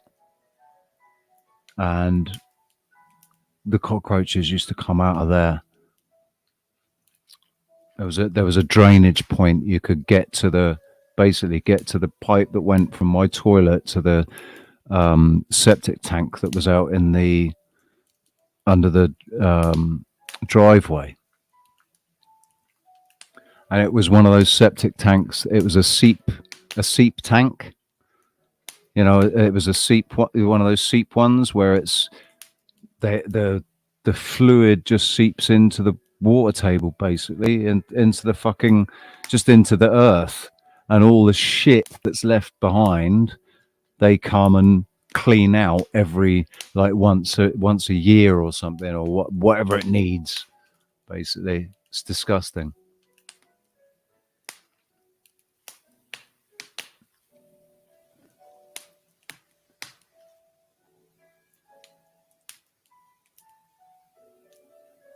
Hey Sarah, how you doing, babe?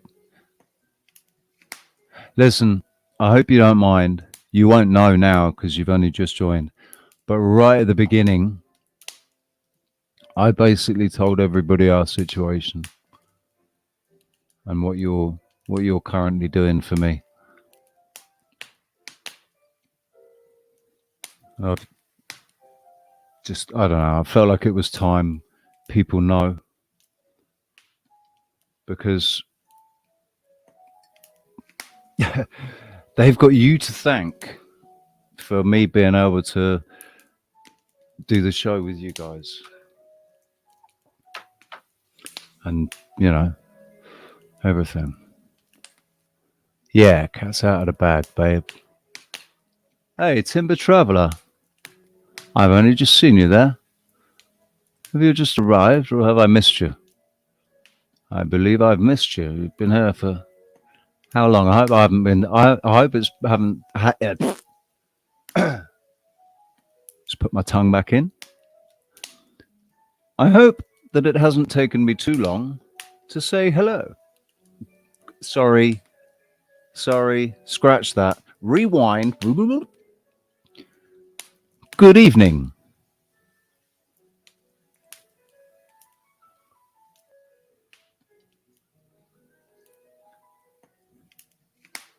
Ah, you're not wrenched. I can't see that you're not wrenched unless I come into my chat room. Ah, and Tyler Arnold. Dude, sorry, mate. I haven't been in my chat room for a little while. So,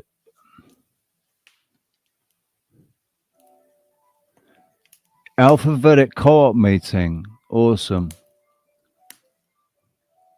Is it just you and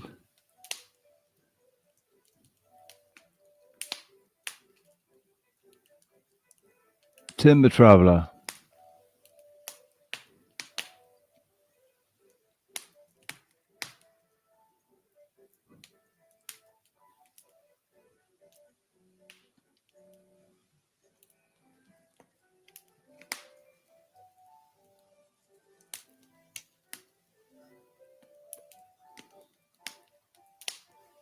So,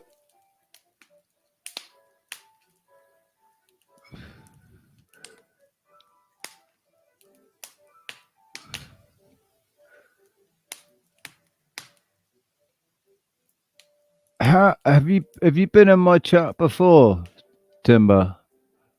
I listen. Let me just apologise to you sincerely. If I'm sure you're an absolutely awesome person, and one of the tribe, and I've just not really paid enough attention to know you very well. I think I've seen you before. Everybody that's got wrenches in here has got wrenches because Crystal Shaman, bloody hell, sorry. Right, this is a new channel, and basically I had pretty much everybody was wrenched in my other channel. Bane Bear, if you're still here, sorry, mate. So there's still people that Michael Guimond, I remember you. So there's still people that aren't wrenched that used to be. But yeah, if two people,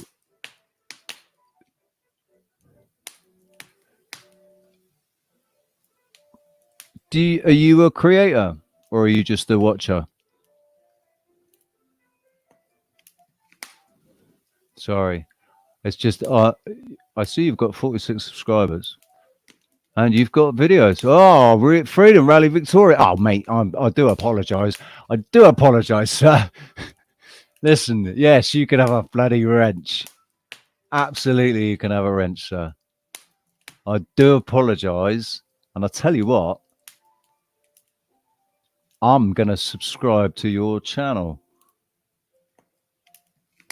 and I'm going to click that notification bell, and I'm going to share your channel in the chat. Boom. And Sarah vouches for you. So there you go, mate. I do apologise. Seriously, I do apologise. I've not paid enough attention, and now I will, because I will know who you are now for sure. And I'm going to go and watch some of your stuff after this. I'm going to go and watch some of your videos. In fact, no, we're going to keep the chill. We're going to keep the chill. We're not going to go and watch now. But hey, pop a BitChute link in, buddy. Pop your BitChute link in. Let me just tell you now, though, okay? Because I have to tell everybody every time it comes up. I want you, if you can, please, to go and research BitChute. Take a look at when they were created, and take a look at when the 77th Brigade was created, and take a look at the location of the two places. They're 5 kilometers from each other. The 77th Brigade was formed 2 years before BitChute was launched, and it was launched 5 kilometers away from where the 77th Cyber Brigade is, the British Cyber Brigade. So because of that, I have not used BitChute for myself. I did open an account, but I've never used it. I've never uploaded to it because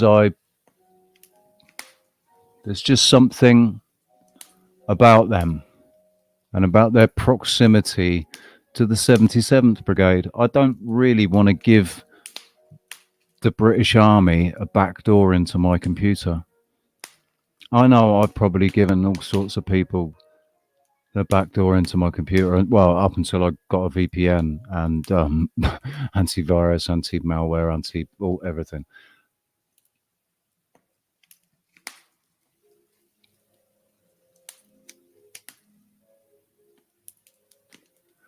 You had some censoring on BitChute.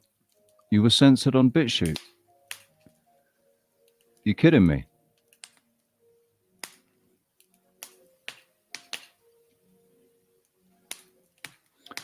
I hope everybody's gone and subbed your channel, mate. You definitely need more than 46 subscribers. How long have you been going? 2016, mate. You need right. Sarah. We're gonna do our bit to try and get Timber Traveller at least as many subscribers as we have. At least. I'm sure we'll be able to get you more subscribers than we've got, mate.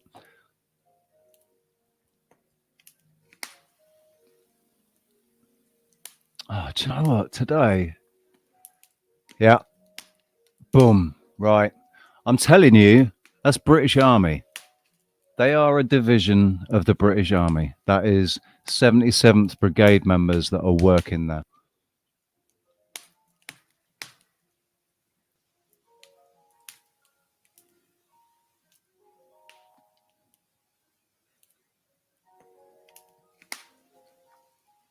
They hooked everybody in with this. Oh, it's a non-centralized system. Like they're put your video is going to be on everybody, on all these servers, and they'll never be able to take it down. Bullshit. They basically gave you a honey trap. In my honest and humble opinion, BitChute is a honey trap of sorts, you know, to the truther in a non-sexual way.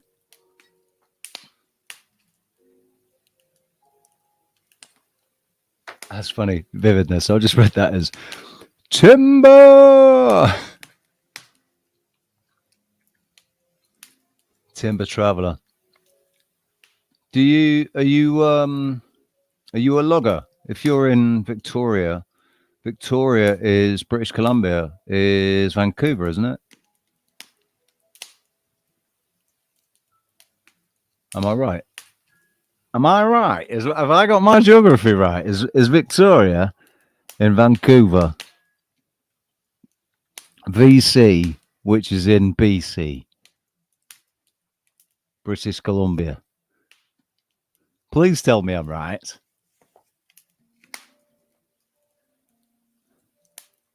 I want to see how many subs he's got now. I'm going to refresh it. Boom, 51. 51 subs. Nice. We're going to get that up. We're going to get you 500 subs in the next. I don't want to make big promises. So we'll say in the next month, I hope to get you at least 500 new subs. But, well, no, I hope to get you fucking 10,000 new subs, mate. 100,000 new subs. I wish you a million. No, we don't. We don't want that many. We want good people, real people. So let's keep it down under 100,000. Yeah. How does that sound? Tyler, do you? I'm going to come and have a look, actually. All I've got to do is come in here and go like this. Go like this. Go to channel. Let me see if Tyler is creating. No. Right, Mr. Tyler Arnold. Why is you not creating? Hey? Why is you not creating, my friend? Come on. You with that cowboy hat and the cigarette, and you're looking very Clint Eastwood. And I reckon that we could get some fucking good shit out of you, mate. I bet you'd have some brilliant videos. You've got a channel. You've got a voice. You have an opinion. You have your own insights. Why don't you chuck your hat in the ring, dude? Come on, join the party. We'll get you on the channel. Come and have a chat with us. Shit, man. I'm in such a good mood. I've got so much energy right now. Who wants to come in? Who wants to come? Come and have some fun in the tree house. In the tree house. Oh, yeah, who wants to come? Come and have some fun in the tree house. In the tree house. Where the fuck did that come from? Jesus fucking hell.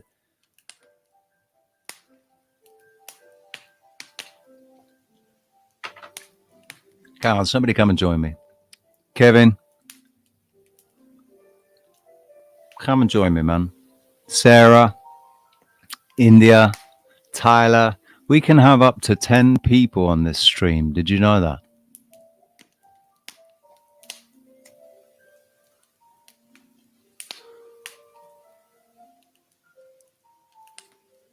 To join now.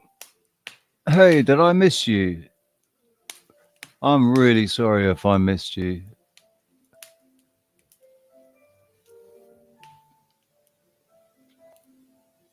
Shut the front door. Right, let's just bit shoot. I just said a boop. That means somebody's coming to the green room. Just bear with me 1 second. Please. I'm already in. Oh, it's you. That's cool. It's Hey, if it's you let yourself in, isn't it? I had to. I'm all pumped up too. What the hell? How are you still awake? It's so late for you. I know. Oh, I have a theory about that. Yeah? Yes. So, as you're here, I'm going to stop the Debussy. Okay. Is that what you guys call fire crackling? That's a new one. Say again? Is that what you call I can hear myself 1 second. Is that what you call fire crackling, Debussy? No, the Debussy playing in the background. Could you not hear it? Oh. Yeah. I couldn't really hear it. It's more the fire cracking. I can hear that way more than I can hear the classical music. That makes a lot more sense. I was like, why do you keep calling? Earphones. Bear with me. Bear with me. There's a bear with me. I got a kitty. I'm gonna switch to my phone here. Oh, hang on, because I can't hear you. Can I hear it? Kevin's here. Can I hear it? It's a festival. How's it going? Kevin's here. Better now. It's Right. a festival. There we go. And Kevin's here. Going. I'm in the fire. It's Better warm. now. Hold on. Let me turn this. Wait. Oh, I just heard. Kevin's here. Okay. There we go. Better. There we go. Fantastic. I Hey like the guys, how you voices. doing? So, do you want to hear my theory? Yeah. Aw. So, last November, no, not November gone, November before, November 2021. No. No. Yes, we're in Yes. 2022. Yes, November 2021. I got a phone call from a friend of mine who I hadn't spoken to in a year, almost to the day. Literally, within a couple of days, it was to the day I hadn't heard from him. He just kind of dropped off the radar. And we had a conversation, and it lasted 3 hours, and it was so it was just so good, so high energy. The thing, like, we were disagreeing with each other. It was banter, and we were just bouncing off each other in a very respectful way, and just, it was absolute total friendship, total brotherly love, but disagreeing with each other. Like, you're gonna eat your words, man. What condiments do you want with your words when you eat them? Because he was saying it's going to be 10 years for this to be sorted out, and we're going to be going through shit for 10 years. And I'm saying, nah, it's not going to be 10 years. It might be 5. And like I said, the conversation that we had ended up, hang on a second. Oh, I didn't mean to stop it. I just meant to turn it down. Yeah, anyway, the conversation that we had filled me with so much energy. Like, he called me at 4 o'clock in the morning. We're talking for 3 hours, 7 o'clock in the morning. I didn't want to sleep. I'm just buzzing, absolutely buzzing with energy. And I'm awake until 4 o'clock the next day when he phones me again. And we have another 3-hour awesome conversation where we're bouncing off each other. And it fills me with even more energy. And then on the third night, or it was either the third or the fourth night, he calls me again, and the same thing happens again. I ended up awake for 90 hours. I went through all the stages of sleep deprivation up to hallucinations, and past the hallucination stage. Or it was just like on the peripherals. I wasn't seeing anything in front of me, but in my peripheral vision, I could see things. I could see things. And I had a really, really spiritual, transcendental kind of experience, talking to my higher self, stood in the mirror. I didn't choose to do it. I was just walking past the mirror, and it stopped me. And I stood there talking to myself. in the middle of like there were. It was in the hallway in this hostel. You know, I was just lucky that there wasn't anybody around. It was when I was in my other room, and I was right outside my door. There was a mirror, and I'm stood there. I was coming back.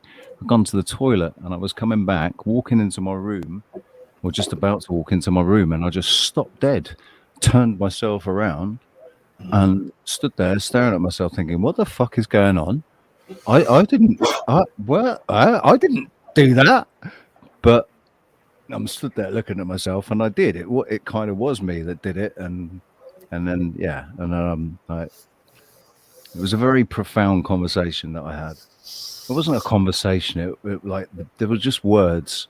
There were words spoken that meant a lot, and then I came up with a theory about the energy as crystalline beings, or based in crystalline beings, and so the piezoelectricity energy that is created by our consciousness bouncing off each other, you know, when we're having ideas and really useful conversations,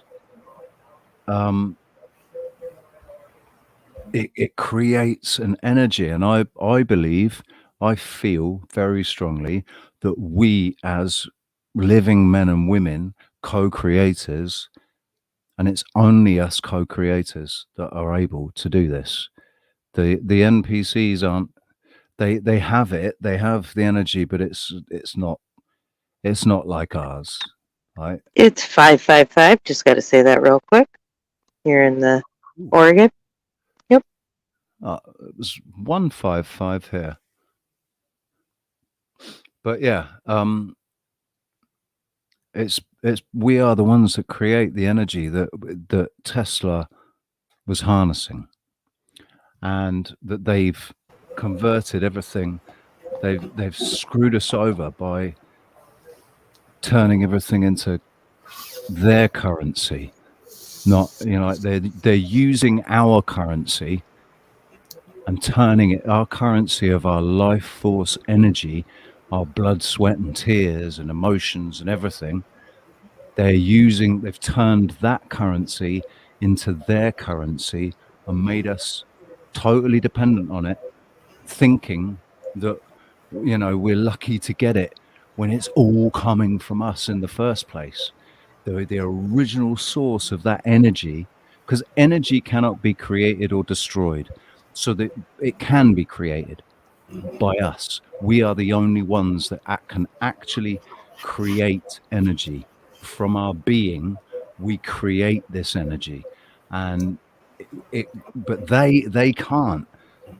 They can't create energy. They can only, and they can't destroy it. They can only convert it. We can't destroy energy, but we can transmute it. They're transmuting it. They're transmuting it into gold. They're using our life force energy and turning it into gold like that. Basically, they've turned our whole Well, that's where it's coming from. currency. They've turned our whole perception of currency into actual, like, it's not the physical gold. That's ours as well. That's our birthright, because it's part of this realm, which is our realm. Well, here, when you think about it too, I'm listening to you say these words, and these words are sinking in. Like, okay, we're living under like the rulers of the sea. Yes. Right. And current is everything. When you're in the sea for trade, if you don't have current, you're stuck in backwater. Yep. So what it is it's giving people that basically you have what you need on the land in your place.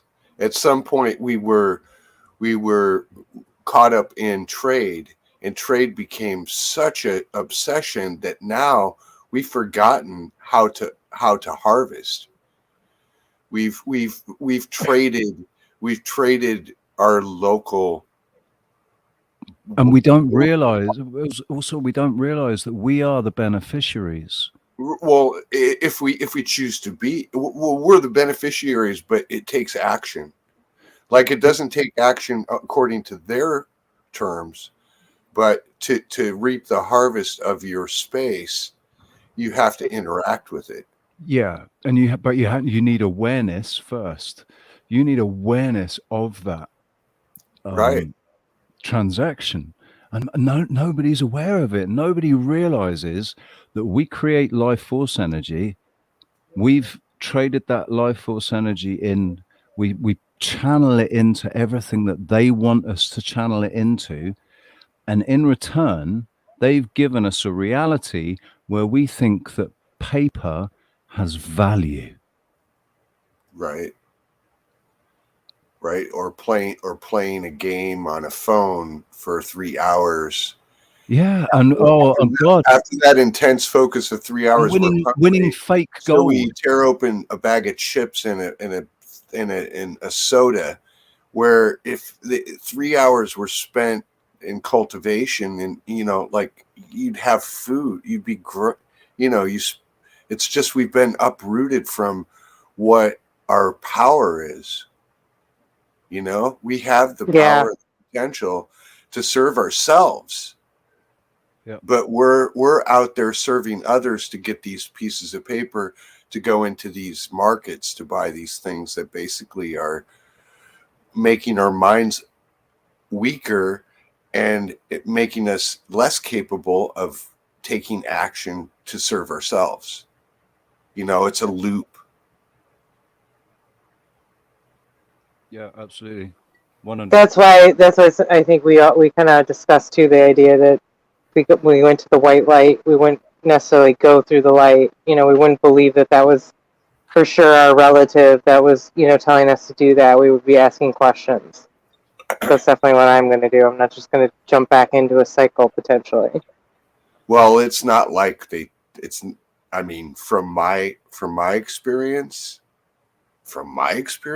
being dead, it's more of yourself. It's more of, like, you reflecting back at yourself. Just like it's okay. Think of it as exactly the same. Exactly the same when you pass. That you're still left with your power of observation, your power of choice, and your actions in that moment dictate whether you go back or stay. Oh. And I through my experience, I know there are helpers there, but in my experience, there were no egos. There was nothing there on that side except the bodhisattvas. Now, I have been to where in one point of my experience, and this is a weird thing, like, I crossed the river of Styx in the ferry, and the river of fire, I know what the river of fire is. What is it? Okay, you see these patterns drawn all over in different cultures of a eyeball that's basically like fire, like a flaming eyeball. Oh, yeah. That whole river is full of those. It's not a river of fire. It's a river of those eyes, and they look as though they're flames, but what my feeling of that is they were completely cleansed souls, and by going over that river, it removed your whole anything from the life that wasn't meant for the spirit. So you're just basically cleaning up of those things that aren't for there. If it was eyes, it's like the image that I get and the feeling that I get is, as you're passing through, it's like all of these eyes looking at you as you pass through, and that's what is stripping away all. It's like the shame and the guilt and Well, because when you you look at reflect on yourself at the you same time. You'll be reflecting on yourself, thinking, what are they looking at? What are they looking at in me? well, and also when we look at ourselves and we look at something in ourselves which we see as an imperfection, a completely detached and enlightened eye can see that in its wholeness without our attachment. So maybe it's as if each one of those little eyes, because there are all these things in life that we're all exposed to, that we're all guilty of at least thinking of, and so that's a blemish on the spirit, because those things maybe don't exist in another dimension, and there's no use for those things on another dimension. So each one of those things can be peering into each one of those little whatever sins or temptations or works, because ultimately even good works are not essential. You don't need to remember you won a trophy, or anything. No, well, it depends what the good works are. I think, like, if you've done something, like the true hero is the man that does the right, or the true integrity is doing the right thing when nobody else knows it. Nobody else knows that you've done it. Still doing the right thing. That's true integrity, and it's things like that that you can hold on to, because it's things like integrity and Right. compassion and giving yourself selflessly to Right. assist others and But things like that are things that you can hold on to. but not like the details that are in the song of the hero. Those No. aren't the things. Right. They're really like what you're saying. It's the deeper, the drive that actually, was the drive of the action that was viewed as heroic, but it was like practically the only choice. Hey, Gummy Bear, how you doing, man? Thanks, Tyler. I'm just all Yeah. hot.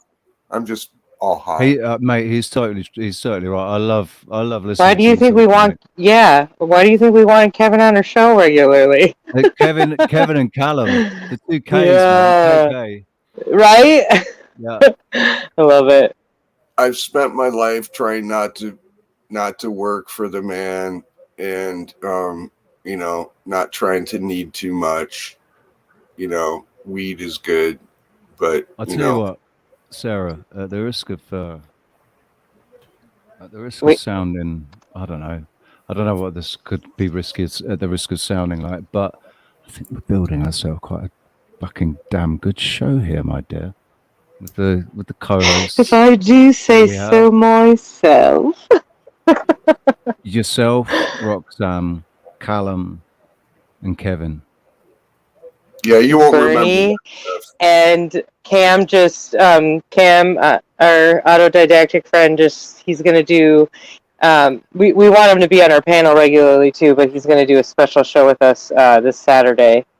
Saturday. So, cool. Yeah, I'll get the details up with the thumbnail and all that, and we're still figuring out topic for sure, but yeah. So cool. Did you send him those cave I didn't yet, but I was going to. He did say he has a bunch of topics that he's can cover too. So do you want me to suggest that? Just see what he thinks about it, because he might not have thought. Never thought of that. I had never thought of it. Oh, what? Really? No. See, I think he has. Yeah, we'll talk to him, because I'm almost wondering if he doesn't actually have some content already, because there's already videos about this a little bit too. This is well, there's actually maybe not videos, but there's plenty of pictures where they put the different cultures. We're talking about hieroglyphics and the different symbols between all the different cultures, and the Native American to South American to Europe to Asia, and the similarities. Well, it's the idea that that these guys, what Keith said, what Keith suggested, resonated with me instantly. He Yeah, said, "Yeah, yeah." I didn't pass on that bit of information. yeah, you Um, didn't, but so that makes sense. What Keith is saying is that these cave drawings, these cavemen, what our conversation, we reminded each other, myself and Keith, and I forget who else was in it. I apologize. I think it was Alex. We were having a conversation about cavemen, and then suddenly we all realized that we're not talking about cavemen, because cavemen never fucking existed. They were probably more intelligent than we are. They just lived in these amazing, amazing structures cut out of and built out of beautiful rock, like absolutely amazing structures, ingeniously put together. So this whole caveman thing is that we're still, oh my God, we're so indoctrinated. It still lingers. The indoctrination still lingers because we still consider that cavemen, ugh, doosh, drag Well, the woman back also to the cave. you've heard the concept that these drawings originated around these times of the reset of when we needed to seek shelter, Right. and Well, that they were what, trying to tell the stories of what happened in that as well. yeah. And I'm And sorry, also, and Richie, I'm sorry to cut you off. I actually have to dip out, but I will try to jump back on here in a little bit. But I have to leave for a good 10 minutes. no problem. Okay. Okay, I'll see you guys All right, soon. Sorry, thank you. All right, see you, Sarah. Run with that. Okay, bye. So what Kevin suggested is that these guys who were basically more, they were us at our full potential, or maybe not at our full potential, but at a much more advanced stage than we're at now. We've been regressed. We've been it's like we've been hobbled, by all the drugs and the chemicals and the shit that they've put into our bodies. We don't naturally, effortlessly plug into the simulacrum, the place where we're supposed to exist.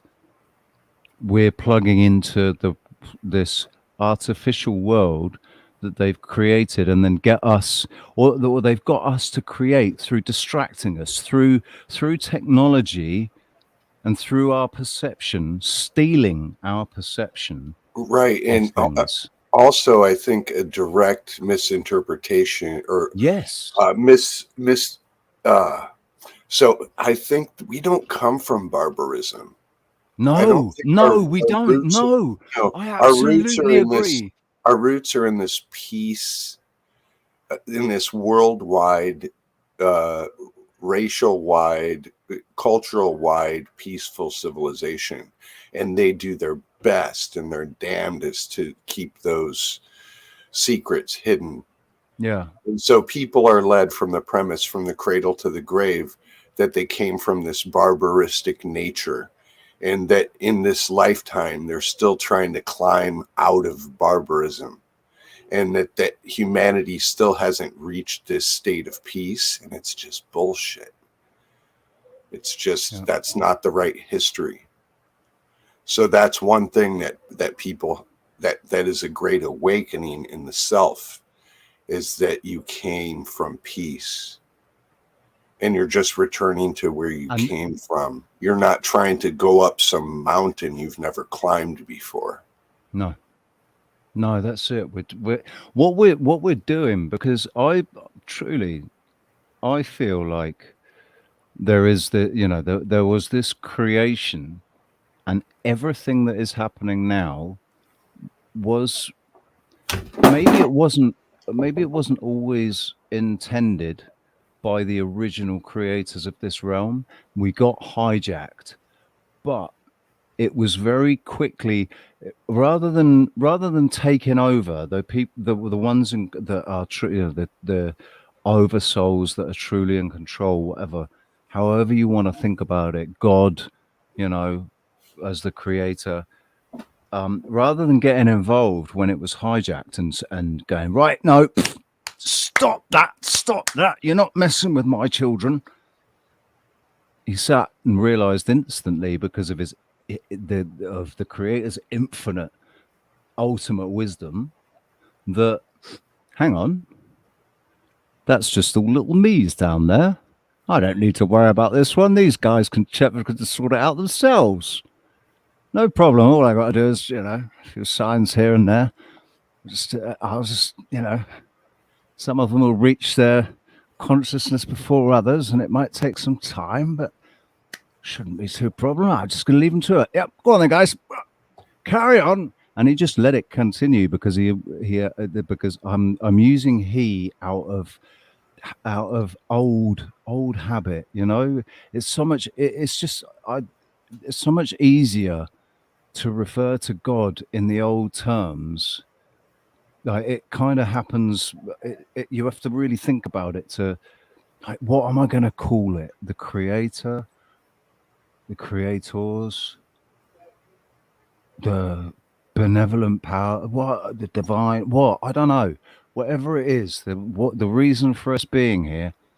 When we were hijacked, the moment we were hijacked, and the ego took control, or was allowed to take control, with the help of something dark, and maybe that's it. It might just be the natural evolution of of this realm of light and dark, where we have to fully balance. We have to, you know, because we all have a little bit of the creator inside us. We're all co-creators. You know, this is our realm. It was created for us to co-create and make it even more than it was before. And so what this has done, these things that have hijacked us have given us a chance to actually become more than we were going to be before, because it gives us this whole new, you know, when you overcome obstacles, you're stronger.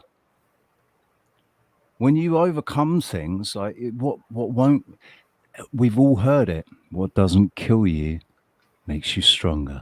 And really, well, we can't be killed. We can't be killed. We're eternal souls. Our avatars keep getting, so we're getting killed and killed and killed and killed over and over and over. However many times we've been incarnated on this earth is how many times the ego has died, and the soul that is being carried has had to also deal, but with, like, living a lifetime of trying to build a relationship with the ego, with the avatar that it's traveling within, that it's being carried by, as a, you know, in the vessel, it's being carried by this vessel, and it builds a relationship up with the vessel, or tries its damnedest the entire life of that vessel to build a relationship and trust, so that the vessel listens to it and takes its guidance, so that it goes where it needs to go. And it fails. So it fails not because the ego is so powerful. The ego, the avatar, is such an amazing creation. It knows it. Deep down, it knows it, right? It's built into its internal programming from the creator that it is an amazing creation. The most amazing thing that has ever been created. Ever. When you think about it, when you really sit and put your mind to it, about all the things that the body actually does by itself without you even thinking about it. Heals itself, teaches itself, remembers things. Muscle memory. Muscle memory. You don't think about that. Your muscles remember. Your brain doesn't have to remember shit. Your muscles remember. Your central nervous system remembers. Yeah, yes, that's what it is, isn't it? It's the central nervous system. The And that's muscles what, are just, yeah, the muscles are just sort of like resonating the memory of the nerve. yes, That's why if you ever have an injury, if you can first focus on the nerve trauma, everything else will heal much faster. That's exactly what they do. Like if a sports person injures themselves, they yeah, immediately start doing like deep heat directly to the nerve ball yeah, that's spasm, yeah. because the bones can't heal until the muscles relax. Can I absolutely agree. Gumby Bear, I just want to say, right, I disagree. No, you don't lose your ego. You keep your ego close. You have it sat down, calm, and listening, not You you mouthing off, befriend you not, befriend you know, befriend you befriend your ego. You have to, your consciousness has to be aware of, it's not just one ego either. That's the thing. Well, it is one ego, but there are so many facets to everybody's ego. and But like, but it's in doing that, expanding the ID is I believe expanding the ID is actually understanding the different facets of your ego you and know where what I they think. come from, where they You- originate, what birthed them. Yeah, what I sorry, mate. Sorry, what Kev, go. Yeah, I think that for me the key to learning to master my ego is humility. Is Absolutely. I have to be that with myself. I have to be that with others. I have to, I have to walk it. Um, and basically, if my ego takes off by itself, it's going without the keys, Yes. you know, and it's Yeah, kind of yeah. like running It can't, running out of control. So well, that's the whole thing. Is it, I can it utilize these characteristics that it's come more out through my ego. it's more like your ego is the petulant little teenager that says, "Now fuck you," and steals the keys and just Right. And runs then off. there's the mature,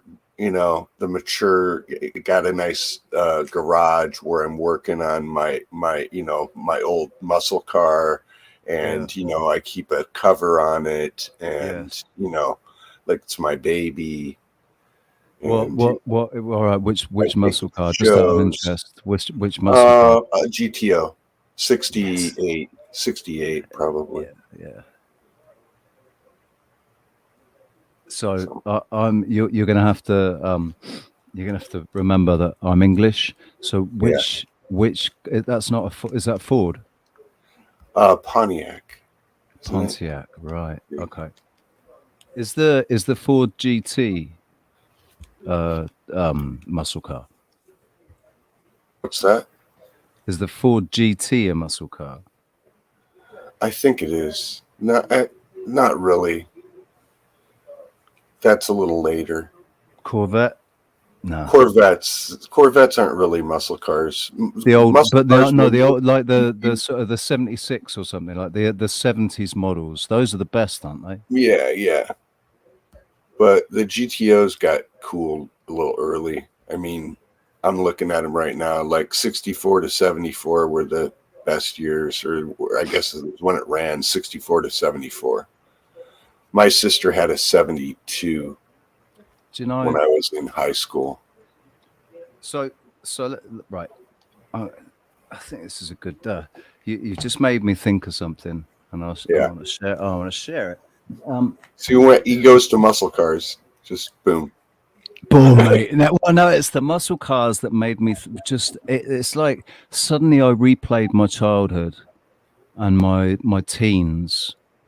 I replayed that in my mind Thanks, Brianna. in a like in a nanosecond. It's weird, isn't it? You can have so many thoughts in a second. But anyway, I used to want to I wanted to move to America. That was always my dream, really, was to move to America.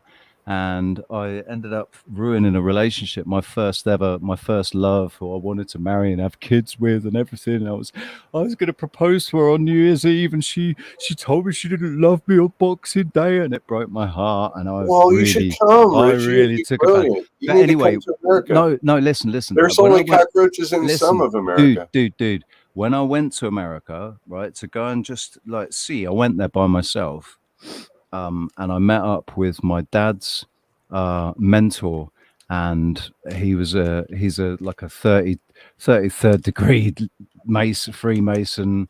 He was my dad's mentor, and and sort of business partner, or he was on his board of his business, and I stayed with them, and I traveled around California. I stayed in San Diego, and I traveled around California. But the thing is, people in California are really fake. In 1997, all I got from Californians was very fake, very superficial. That like, of every single one that I read in 1997, I could read people, maybe not as well as I can now, but I still felt people's energy. And if somebody wasn't being honest with me, I fucking knew it. And every single one of them, it wasn't that I thought that they were dishonest. It's just that I knew that their pleasantness was 100% dishonest, put on, fake, just have a nice day, man. And I just thought, no, do you know what? I don't want to live here. I don't want to live in California. And then after that, like, Bush turned up, didn't he? Bush screwed over Bob Dole.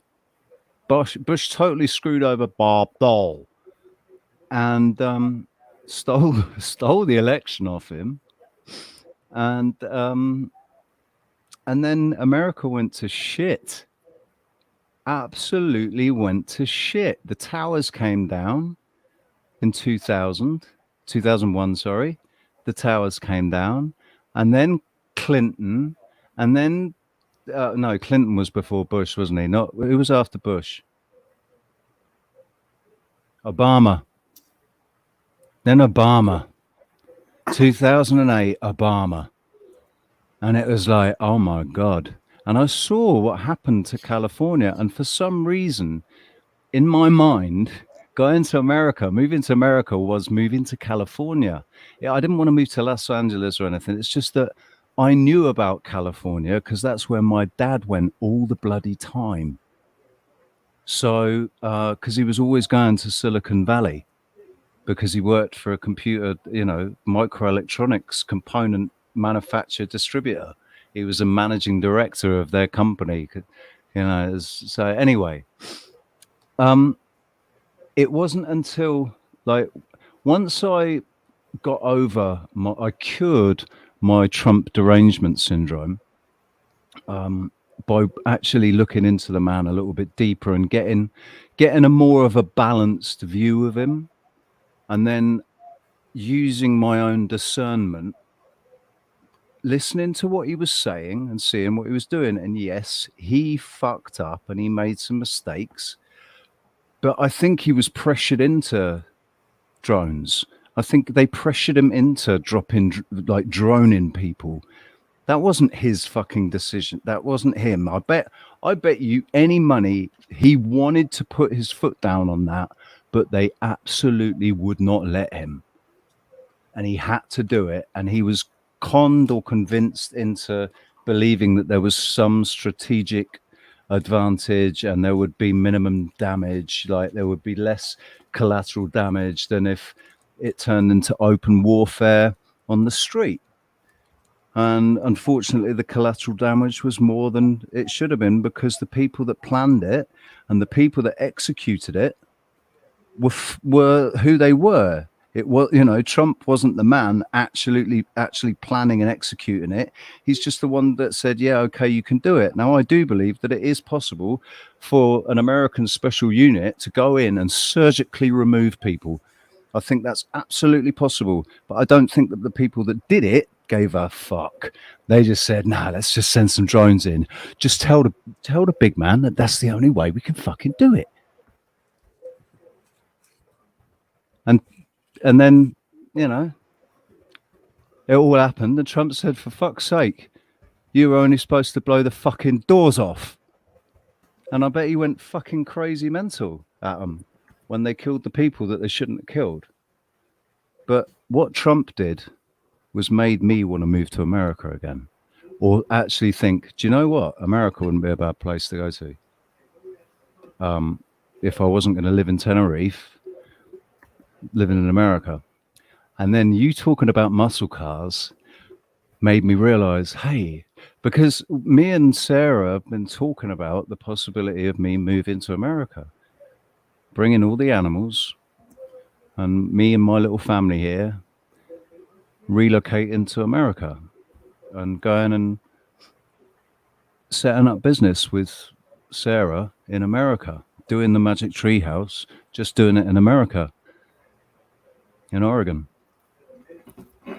And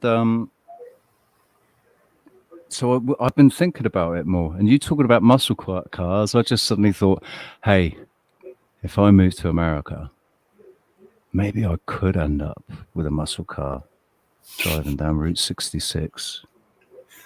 Smoke, the window down, smoking a cigarette, and smoking a fucking joint, actually. Window down, smoking a joint. And just better than cruising, not even speeding, you know, not cruising at 100 miles an hour, maybe having a little blast, you know, taking it up to 100, 120, if you can do it. I don't know how fast muscle cars go, but hang on a sec. Yep, fuck you. I told you, if I see you, I'll kill you. That's the deal. Anyway, sorry. And near the window as well, so it's okay. It'll all get blown out of the window. Yeah. That dream has been rekindled. So, as I've mentioned it, what are your thoughts, Kevin? What are your thoughts about relocating? About me relocating to Oregon? I've lived in Oregon, and I haven't seen a lot of cockroaches, so that's one plus. What's the weather like? Oh, it's wet. Oregon. And cold. Oregon. Does it get cold? It's cold in the wintertime. So it's warm in the summertime. It can be hot. Summertime. But you know, climates are changing. Who knows? Yeah. There will be a West Coast in the future. Climates are changing, baby. But yeah, Oregon, out of all the states, I feel like the government of Oregon is really moving forward. Like one thing they did is when they changed the marijuana laws, people who they're changing the. When they changed the marijuana laws, they paid people who had been in prison, like reciprocity. Yeah, when they let them out. How much? They gave, I don't know, but that's the only state that I know that has done that. And then why not? They have moved forward with psilocybin, and it's where they're bringing in the microdosing, new laws for microdosing.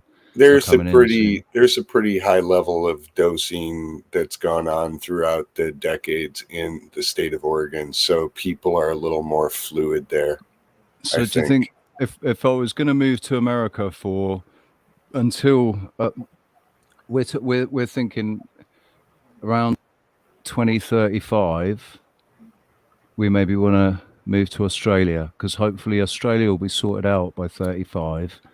Yeah, I don't know if you're going by Jason's predictions. That's pretty late to be thinking about doing any kind of moving. Like honestly, I think where people are in the next 5 years is where they could find themselves being, because there's not going to be a lot of fluidity about people going to the best place. You know, right now people aren't looking that way. I mean, they are, but as far as like the Sarah. large It's news, my job to bring you in, young lady.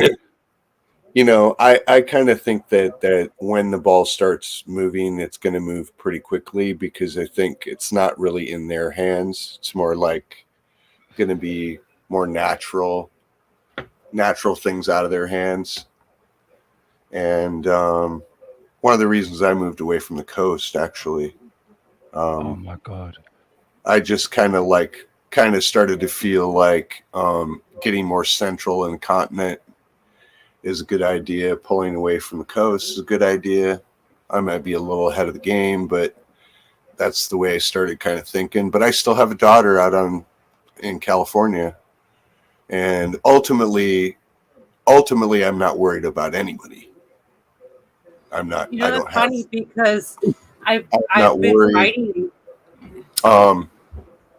I came back here for some reasons for family and stuff like that. That basically I'm still kind of around here, and but I don't know. You know, I think that you coming to America is a great idea. I would totally be gonzo for that.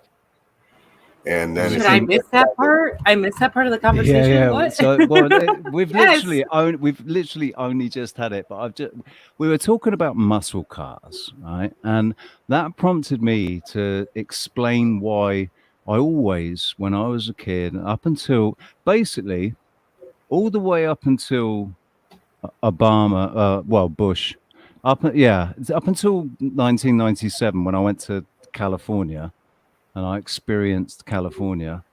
I decided that I wasn't going to move to America because I was going to. I'm going to get a drink. I'll be right back. Yeah, go on. Oh God, I can't tell this story again. Anyway, I'll tell you. I'll tell you after. I can't make the viewers go through this story again. But basically, it's about wanting to be an American, come to America, move to America, and live the American dream. To absolutely no fucking way, I'm not moving there. That place has gone to shit. to oh my God, I want to be an American again. Like and always and having that in the back of my mind that Trump made me want to be an American again. Trump made me think, do you know what? Fuck me. If this guy's going to be in charge, I think I would definitely consider moving to America again. And I explained that we've been talking about it. Sorry, go on. Go ahead. I don't know. I don't think that's the answer. You know what I mean? I don't think Trump's your answer to want to come here again. No. I don't think Trump is the answer. I'm not saying that. I'm saying Trump made me believe in America again, though. He made it like I trust. I trust. Listen, right? Okay. I'm sorry. Right, I won't you missed everything that I said about Trump, about my journey with Trump. Like I had Trump derangement syndrome. I couldn't even listen to the man talk. He burned my soul with fury. No, it wasn't my soul. But oh God, I couldn't even listen to him talk. Just seeing that stupid expression on his face when he purses his lips when he's talking, it's like he's fucking Mick Jagger or something. He's doing it as right? he's an actor. He's been doing that his whole. I know he's an actor, but I do not believe and I do not feel that he's working for the dark side. I think that in the game that is being played, there are things that the good ones end up doing because they have no fucking choice. What I was saying about Trump is that I think that man, if he had have got his way 100%, he would not have drone struck more people than Obama did, or whatever it was that he did, and killed all those innocent children and families. All that, but the thing is, we're only hearing that from the fucking media that hated him. We don't know how much they exaggerated what happened. I think you have to be careful about how much. Can you let me finish? Can you let me finish, please? So I think like when it came to that, when he was in the war room and they're saying to him, we need to take out these people, and the best way that we can do it is to drone them. And I think he said, hang on a second. Don't you think have we not got elite special forces that could just go in and just take him out? Double shot to the head from a hidden place. Haven't we got fucking ninja warrior fucking mercenaries working for us? Not mercenaries, but elite special forces that are trained to go in and surgically remove people. Can we not do that? And they said, no, we absolutely cannot do that. The only way we can do this is if we drone strike them. Don't worry, because we've got the best technology. And they didn't give a fuck. The ones that planned it and executed it didn't give a fuck. All Trump did was sign something. And I think he was pressured into signing it. Everything that he did that broke his promise, I think he was pressured into doing. I think that man had the best of intentions when he went in, maybe. Okay, so I'm what do just you saying, think then I have about an the open, citizens? I have an What do you open mind and an open heart to that, because every what time do I read you? him, I get good vibes from him. They could be misdirected like me and Russell Brand. Yeah, it could be. It absolutely could be. And listen, I'm Russell just saying, Brand misdirects he's a in lot the of game. people. Right? I don't believe that in the game that there is only one side. In this game that's being played, I don't think there's only one Well, side. that's why I was saying, I like, you think can't that prove there anything you're has. saying, but I mean, on the side of where I would come from this, because it's all we don't know. You're right. He could have a gun to his head as he's being ordered to do all these things. But No, I there's don't think. No. I don't think it needed that for him. All right. I think that was the downfall of the man's ego. That it didn't need a gun to his head to make him sign it. It needed. We will destroy you and your family if you don't do it. see, It what's funny? it was a gun to his head, but it wasn't. Or maybe they did say, "Look, You're gonna think I'm you never know. crazy. You could get taken out any time, Mr. President. It would be a shame if your security detail, lapsed and you got taken out. That would be such a shame." So I think Obama. I think there was a very weird change. My parents followed him before he was actually officially on the docket, and I know there's this whole backstory on him and where he actually comes from, and people will probably tell me they can prove it till they're blue in the face, yada, yada, yada. But I think that could have all been planted. That all could be a story, just like, what we're talking about here. But I had a theory that he was told everything after he went to the Geneva conference. He was 3 months into his presidency, because 3 months in, he came back with stark gray hair, and this look of like death on his face. And I said they told him everything, and they threatened his entire family and his entire world and his entire life. Yes, yeah. I will accept. Right, I will But accept that. I don't know. I will accept that the man had the best of intentions when he went into office, and as soon as he got into office, or basically as soon as he started running, he got some idea. They would have targeted him. But I mean, Obama and Trump are the only ones that didn't come from the same. Like Obama came out of nowhere, and Trump came out of the corporate world. But they weren't Who paid from off the his deep swamp. bankruptcy though? Like, because he's like he's going to court because he did a lot of like back. Who, Trump? Yeah, and this doesn't have to do with Mar-a-Lago.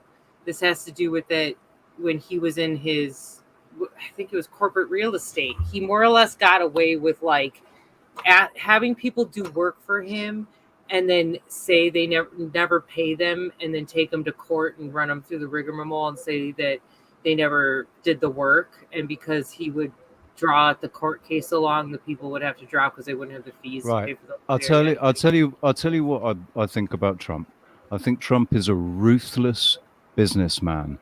I don't think he has a bad heart, and I think his ego said that he could fix America. And when he said he wanted to fix America, he was being truthful and honest, but only as far as it being a business.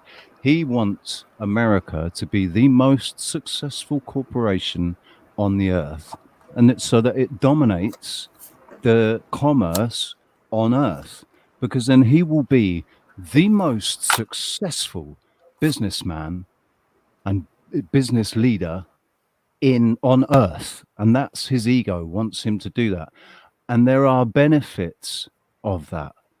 There are people that are going to get screwed, and but there are people, Americans, who will benefit. The But I rest of also the think world that might the rest of the world might end up getting screwed in the end, but Americans will benefit. And in order to be able to put himself into that position, he will have to work with the other businesses until they build America up to be more than that, to be greater than they are. So that then his ego will probably take over. But he's very useful for the time that, like, what he did, nobody can deny this, Sarah. What he did, his 4 years in term, right, were definitely very divisive, but he rekindled belief in America. He absolutely rekindled the fire in see, and I see it the differently. belief in America I don't as see it it's, that way. yeah, Hey that's how guys, I see hey it. guys. Yeah. The Secret Service called and they said we got to let the ex-presidents out of the tree. It's past their bedtime. Yeah, that sounds good. Because I don't want Yes, to keep man. I don't want They're to keep down there going with on the fence. flashlights looking around. Because I went this down is to a check big it agree out. to They're like, disagree with yeah. Richie. Have you I seen just Obama? Listen, I just choose to be more positive about it because I refuse to believe that it doesn't matter. Absolutely, that there's nobody at all. I don't believe that any politicians have got any good intent for anyone but themselves. And ultimately, I don't think that Trump has any intention other than but for himself. It's his ego to be the best in the world. But as a result of that, he knows, and he wants people to benefit. He wants to benefit the most, but he wants fellow Americans to benefit, and he loves his country. None of the rest of them give a fuck about the country. None of them. Well, I mean, Carrie Lake does. She gives a fuck. I like There's her. other ones too. There's other like actual, if you want to put them in a category of Democratic, you can, but they're of older times. Hey Kevin, do you ever remember Feingold, Russ Feingold from Wisconsin, the senator, and he had those like really hard hitting commercials that you just like Yeah. rail into the corporations, and he had this Yeah. really fun exhibit about like how uneven it can get, and he had a pool table. It's like, see, when you give them a leg up, and then it was like so that they clearly rolled into the pocket. It was like it was just good, and he was. I Yeah. actually got to meet him, and so you're talking about somebody who was considered Democratic, but he was also more. People probably wouldn't put him on the left; they put him in more of an in between, and that's really what it comes down to. Is that but do you think it's now they put him more in the middle, whereas like 10 or 20 years before, ago he would have yeah. been a little bit to the left. But see, that's so skewed because what we know of this is something I get into this debate with my dad of what we understand of what the Democrats versus Republicans over all the years.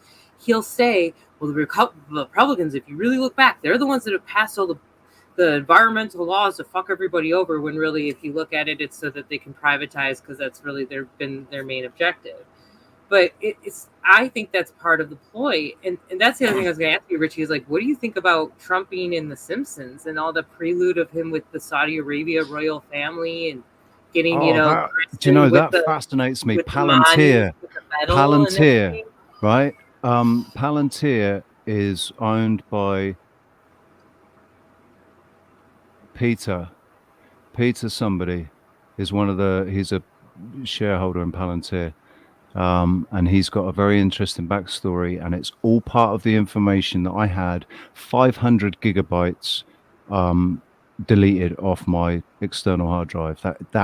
This information that I'm thinking about is in those fucking files, and it's important. It's fucking important. What is it? Kazakhstan. Yeah. Is it Kazakhstan? Yeah, Kazakhstan's where all the AI is and everything, isn't it? Where they're educating people in AI for free, giving them top grade, like really high level AI, and they're giving it for free to their citizens. And the whole place is completely everything. It's Yeah, smart completely built city. out Illuminati. It's all Okay. completely geometric symbols, patterns, Illuminati, Yeah, yeah, I've seen that. Freemasonic. It's crazy, absolutely crazy. It's all connected. It's all connected to Palantir and Peter. Oh, what's his fucking name? It's right on the tip of my tongue. And that Sorry, is we did not. crucial information. And I know it is because they fucking came and deleted it off 500 gigabytes of shit. I spent Wow. 2 years collecting it.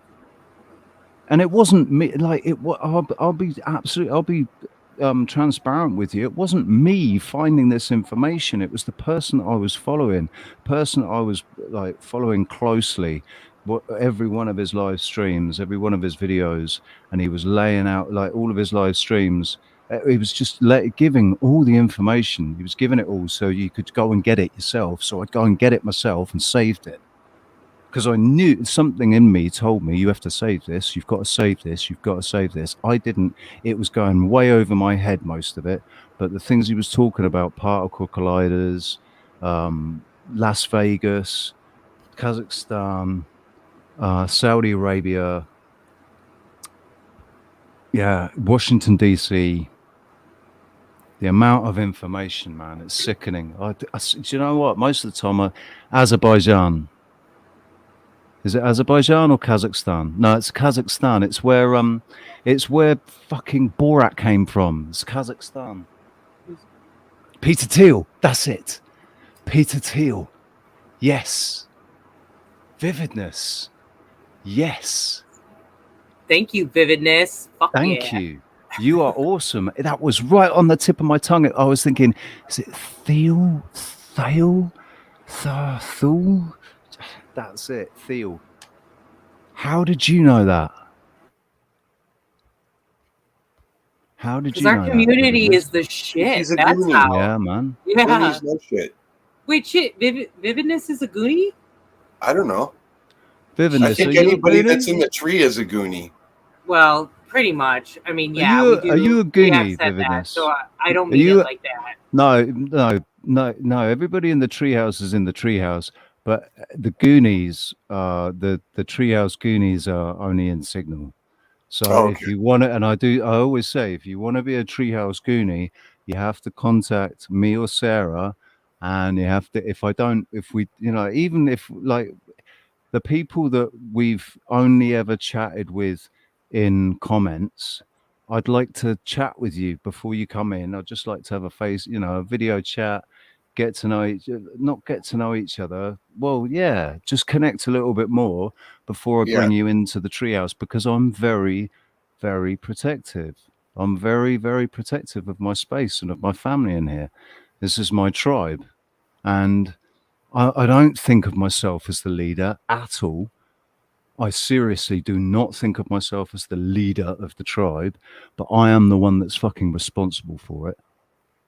And I will protect it as like with everything that I can. So that's why I put it on Signal. That's why I don't send out invites. We have to exchange personal phone numbers. I have to be programmed into your phone. You have to be programmed into mine for us to be able to, for me to pull you into my group. And that's the only way people come into the group. So it's not, it's not like, this is a special club. And I'm not charging people to come in. It doesn't cost money to come in. It's free. We are family. We are family. Oh, yeah, yeah. I got all my sisters and brothers and stuff with me. Ooh, ooh, ooh. We are family. Yeah, yeah, yeah. But yeah, so we are a tribe, right? The Magic Treehouse tribe, and the tribe members are Goonies, and We're also the TSA. you've got we're, the thing we're the is you. Treehouse Security Association. But the thing is, you've got to be really special to come in. The thing is, we're all special. We're all special. So really, everybody, Or have a lot of weed. every You know, decent if you've got a lot of person. weed and you're not so special, you're in. Look, people have known about it for a while. Having a lot of weed is Since November last year, I've been kind of asking people to join. I did a big thing I did a video campaign to get people to join. The people that felt like they were part of my tribe joined. They asked and they said, yeah, I want to be in the treehouse. And the people that I thought would like to be in, I asked them, and the ones that wanted to came in, and the ones that didn't. Nia, I asked him so many times, and he still hasn't sorted it out and come in. And I don't know. I know that Nia's part of the tribe, but he's not come and joined yet. But those that feel part of the tribe come and introduce themselves to me and say, hey, I think I'm part of the tribe. And I'll know instantly because I know I'm a psychic person. I can read people very, very quickly. And it shocks me when I get people wrong. And sometimes I know I haven't got them wrong, then they're acting out of character. It's just happened recently with somebody that I was very, very fond of, really had a tremendous amount of respect for. And unfortunately, he said some things that showed me that he's actually been programmed. He's gone and got himself bloody programmed by the woke. He's been woken, and so we're just gonna have to. I'm stepping back from that. Well, that's interesting. So, like, he's on the opposite side of this. Like, he went from. Wait a second. Are you saying that somebody went from here back? Well, it's because he has such. He has such a strong connection, personal experience. That he hasn't done the work. He thinks he's done the work, but he hasn't, because he's reacting the way he is, and because he reacted the way he did to the things that I said and to the things that I shared with him. His reaction to them, that's what sealed the deal for me, because I thought, if you don't have the respect and the decency and the patience and the time to just look at this, because I've asked you to, and you should respect the fact that if I've asked you to watch this, it's because I think there's something in there that you need to listen to. You need to listen to it. And he didn't even give it 30 seconds. And he said to me, no, I'm not listening to that. Not dribble, that's just a load of bloody garbage. Just programming from the far right to basically make everybody forget about it and just think that it doesn't mean anything. We're talking about racism. But anyway, moving swiftly onwards, because I don't wish to talk about this anymore. I wish to bring the conversation back up, because we're going for 3 hours and 28 minutes. And I don't know if anybody wants to make coffee or go to the toilet or something. Did you put this up before and bring it out again? Or no? I was having a hard time finding it, because this one to me is like, there's another one of this, and I think it's by Anti-Media, who's been kicked off of all the platforms. But they had we have the best government money can buy. They had the same picture, but that was the words in every box. But okay, this one, I thought, it's good. Listen. And again, he could have been forced to sign the paperwork. I just am trying to make it really clear that somewhere along the line, because you know what? I want to see the best in people too. Go ahead. Right, but I'm trying to make it clear that I accept that the guy could be a complete scumbag, because he's a psychopath. He is a psychopath. he is one of the pathologicals, but I don't think that being pathological means that you're evil. I'm I not sure think it does being either, right? pathological means that you can do evil things, Yeah. but you can also do good things as well. Yeah. And he's one that chooses to do good things to benefit the people that he wants to benefit. But I mean, we draw the line I at absolutely, I'm just saying, I'm just asserting that he absolutely wants the American people to benefit, because he knows that if the American people benefit, they will love him. And that's all he wants. He yeah. wants to be adored. Well, he's also been predicted. That's the only reason why I feel like he was definitely placed. But that's all I'm going to say on that. That's all I'm going to say on that. Yeah. But listen, no, it could be that he was picked a long time ago, and When he he went always knew, bankrupt. because when I remember when he was interviewed in the 80s, and they say, "What about becoming president, Mr. Trump?" And he said, "It's not time yet. Oh, I can't do I wish I could do a Trump. I fucking wish I could do a Trump, because I'd be doing it all the time." Tim does quite a good Trump. He does quite a good Trump, actually. Tim What would Poole. be interesting, though, now that you made me think about this? I want to know when he first went bankrupt, because he went bankrupt like hard, right? Multiple times. Yeah, and wasn't it his dad's money that bailed him out? Wasn't it his dad's money that bailed him out? Yeah, and that's what I was going to ask you too. Where was his dad? What was his dad's story? Like, what did his dad own, or where did that money come from? His dad was a hotelier, wasn't he? Wasn't he a hotelier? He was real. Yeah, it was real estate, I think. But the only reason I say that is because I feel like he got helped, because he built the Taj Mahal. Like, of course he do you got remember helped. that thing? Do you remember that thing? Of course he got help. Yes. Look, I'm just saying. I'm not saying that the man didn't allow himself. Can I talk now really quick? Because I'm just trying to bring up, like, right now, I think it would be fascinating if we could actually correlate some of the years that he went bankrupt to when did he appear on The Simpsons doing the thing, and when did when's that other movie with the Back to the Future where he's clearly the president in that movie? Oh, no. Hang on. This is right. Okay. I remember that. I remember Back to the Future, right, really well. I remember Back to the Future 2 really well. And I remember when I watched the original back in the early 90s, I think it was. Whenever it came out, I watched it. And I remember that Trump wasn't Trump.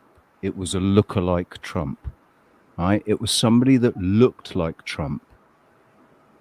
I remember that clearly, because I remember thinking, he does look a lot like Trump. And then they replaced those original videos with Trump. No, they didn't. No, they didn't. This is a mix-up. I know what you're saying. He does a cameo. There's a whole thing about him doing a cameo in the movies. He doesn't ever play the main actor in that, the Biff. He never played. No, not Biff. It's a cameo role, though, right? He does the cameo role, but the guy that did the cameo role, the guy that did it was a lookalike. It wasn't him, and they've kind of somehow, maybe they've deep faked it, because they had deep fake a lot longer, like long before they ever disclosed that they had deep fake. They put deep fakes out, I believe. I think that we could be fucking 20 years behind what they're capable of doing. Who knows if it's like the show Lost and they're flipping time around. I don't think I'm actually watching Lost at the moment. I don't think that's what's going on. Do you know what? Watching Lost, that's another that I was thinking about doing a couple of videos talking about Lost and just talking about the characters. The end, though, too, because towards the end, did you know I can only get up to 6. Can't get the 7th, but the 6 will get you. The 6 will get you to the part where they, I think, find the machine, and then it's this whole yeah. And that's what I really, because that's, to me, where they start to piece together that we could be in this, like, what if we had these separate toroidal fields that were like flipping around each other and like appearing and disappearing, but like also going back in time or going, forward in time, like that kind of fuckery. And so we don't actually, that's why time isn't linear, even though we see it as linear, but we actually have flipped back and forth a little bit. Yeah, maybe that's what the resets are like. Yeah. Maybe that is what the resets are. Yeah, that's what I'm getting at. That's why I can't wait to it's like the It's like not one island, it's the entire realm, but the realm Yes. is like those maps. Did you see those maps that David Weiss and Cam were looking at, where they were looking at one map and it was just like all of these Yeah. circles everywhere, and it was this idea that all Yeah. of these circles were a realm. Yes, because I've actually looked up those maps before, and so to me it was perfect because I love that. I Yeah. love old maps, and it just so much of it makes sense because then that also is connecting to all these ancient stories, which is then there's like weird. You guys have obviously heard about the weird Adam and Eve just declassified CIA document, which all connects to the pole shift thing, which connects to all the reset concept. It's amazing how it's all connecting. So there we go again. Yeah. Does that? Right. Yeah. I can't find season 7. No one's got it, man. We'll I'm at. figure it Oh, out. do you know what though? I found not yesterday, day before yesterday. I found season 24 of South Park. Right, They didn't. I was looking for like 10 episodes. There's only 4, and I was like, oh no. Well, I know they cancelled it, but what they did Oh, was they put out. They did two episodes that are 42 minutes long each, and then they did 2 specials after. Like they did post COVID, 2 42-minute episodes of post COVID. That interesting. it was. Oh my god, it was really weird watching it. It was so Yeah. weird. Oh, Yeah, we it's should. like they're like it's annoying because they're still pushing. They're not doing it sarcastically. They're actually pushing the virus. They're pushing the jabination in it. They're saying that everybody needs to get it. Everybody needs to get it. Like they're really pushing that, and they're not trying to say that it's bullshit at all. They're not trying to say that it's bullshit. They're just trying to say that the masks were bullshit, like, and the social distancing and all that. It was bullshit. They should have got it fixed quicker. That's what they were just bitching about, getting it fixed quicker with Weird. jabinations. Weird. So I'm disappointed in that because Matt and Trey, uh, Matt Stone and Trey Parker are shills. They're fucking completely locked into the system. They're probably doing all sorts of things that really shouldn't be done. And I don't think that I think that they're both morally bankrupt. But it's interesting because in one of the episodes in one of the seasons, I can't remember which one. They're talking. Oh yeah, it's the one where they've got James Cameron, and James Cameron goes to because they're talking about how the bar of comedy has just been lowered so much, or like the bar. No, not the bar of comedy. The bar of decency has been lowered so much. And James Cameron goes and dives into the Mariana Trench to go and find the bar where it's gone so low, it's gone into the Mariana Trench. And James Cameron, defender of the sea. James Cameron, and it's just all about James Cameron celebrating himself. He's got this music playing of that song playing as he's going down, Like and all the guys, Titanic. all the guys on the boat don't give a fuck about him. They're just like, oh yeah, okay, James, go on, and he goes down, and he's got this music playing in this thing, and he gets down to the to where the bar is, and Jimmy Buffett's there. Jimmy Buffett's there, and he's like, I'm not gonna let you. We're gonna keep the bar down here. We're gonna keep the bar down here. Margarita, man. So, Oh my God, but the thing is that they're talking about it. They're going, "How did this happen, man? How did the bar get lowered so much?" And then they all look at each other, and they go, "Maybe it was us. Maybe it's because of what we did in 1999 when they came out, when they were first publicized in." Broadcast it. I remember it in 1999, man. I got the first 3 seasons on VHS, man, because I couldn't afford the DVDs. The VHS was cheaper.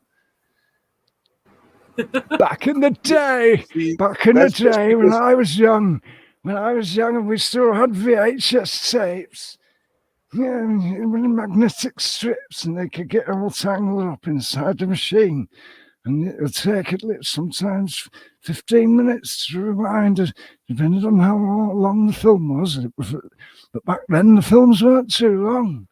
They were only about 90 minutes, 120 at the most. Now they're for 240 minutes long. I don't know what's going on. I'm sorry, I don't know what happened then. I don't know what happened then. I'm Richie, really sorry. Are you there? Yeah, Hello? I'm here. It's okay. I'm back. I'm back. Jesus Christ. well, if you love Matt Parker and what is it, Trey Parker? No, I and don't. I don't love them, but I do appreciate Okay. some of their Well, humor. well, I you got to really see. You appreciate got to see. South That's Park. My Bush. That's My Bush is classic, and also Cannibal the musical. Okay, hang on. What? Hang on. Cannibal the musical is. I've watched it probably 5 times. I think I need to watch Let's that. build a snowman. Right, hang on. What's it called? What was the first one? That's My Bush. That's My Bush. You probably have to tour that. Yeah, stuff. that's exactly what I'm doing here, dude. Yeah. Nope, nobody's got That's My Bush. Yeah, you can see little snippets of it on YouTube, but you can't really see whole episodes. There was only like 1 season, like 6 episodes, but it's well worth it. That's It's kind of like TV it's kind of show. like Episode 1. in the 70s sitcom theme. There's like a neighbor, it's sort of We're like going to do now. The Jeffersons, but it's the White House and it's the Bush family. Oh, It's do you kinda know like what? Yeah. Right. Yeah, hang on. it's I great. remember that. Oh, One that's time, my like bush. one time, the Not president that's my accidentally takes a fucking. bunch of Not that's my ecstasy. vagina. No, you'll Yeah, get the not wrong talking thing. about a You'll find some 1970s. I'm A sure there's probably 1970s. That's my vagina. From no, the not 1970s. that's my vagina. No. No, we're talking about this one right here. Sarah, could you do me a favor so that I don't have to go back into StreamYard? Could you possibly bring in the screen that I'm trying to share right now? See, this is why we're gonna have to do some kind of a membership thing so we can have like a members only movie screening area so we can watch some of these choice shows together. God, Actually, that we're is such a good we're idea. gonna do that. I wanted to do that with the Goonies. Like I kind of, I don't want to get, because if let's just say, because we're talking to Bernie, we might end up doing more work that way, but we want to keep our group. We want to keep our crew. Yeah, right? Man. Yeah, our tribe. I mean, Bernie is a Goonie. He is an honorary Goonie, and he is in the treehouse. And hopefully he will participate more. But I know that he has got so much going on. The guy is such a hectic guy. Like I've got so much love for him. We've all got work to do. We've all got things that we sometimes, maybe we push things too far. We try and push ourselves too far. Bernie stays up for days working on his scientific experiments. He stays awake for hours and hours. And so that on Sunday, he was so cool, man. On Sunday, he seemed so out of it, because he was so tired. He'd been up for so long. But I love the guy so much. I really want him to start taking a more, actually getting involved in the conversations. I'd love to hear his thoughts. Yeah, I agree with you, and I think that's going to happen. And I think he's a really important part of this community. I think this is where, even me needing to accept, I think we can set boundaries at child slave labor, sex trafficking, and murder. I think as long as we tell people we don't have tolerance for that, and you might have to risk your life to tell the truth about it instead of just falling into place with it, right? That's my only request. And just tell me what you want. Tell me your expectations up. Now tell me what you want, what you really, really want. I'll tell you what I want. Zigga zig ah. What is that? What is zigga zig ah? No, look it up. I don't think there's a definition for it in any thesaurus or well, thesaurus isn't for definitions, is it? Come on, Richard, for fuck's sake. Sounds like it would be. It sounds like it would be like. It sounds like it would be from, if it was something like a chant from like Hobbs. Like a night, mate. Sorry, night, dude. Night. Thank you very much, brother. Come and join the Goonies, my friend. Yeah, you're a Goonie. I know you're a Goonie. Yeah, sorry, carry on. Sorry, I interrupted you. Oh, actually, no, let's just have a quick look at That's My Bush. Just a little snippet. This is just, right, we're allowed to do this if we talk. If we talk over it. Because I looked at the rules.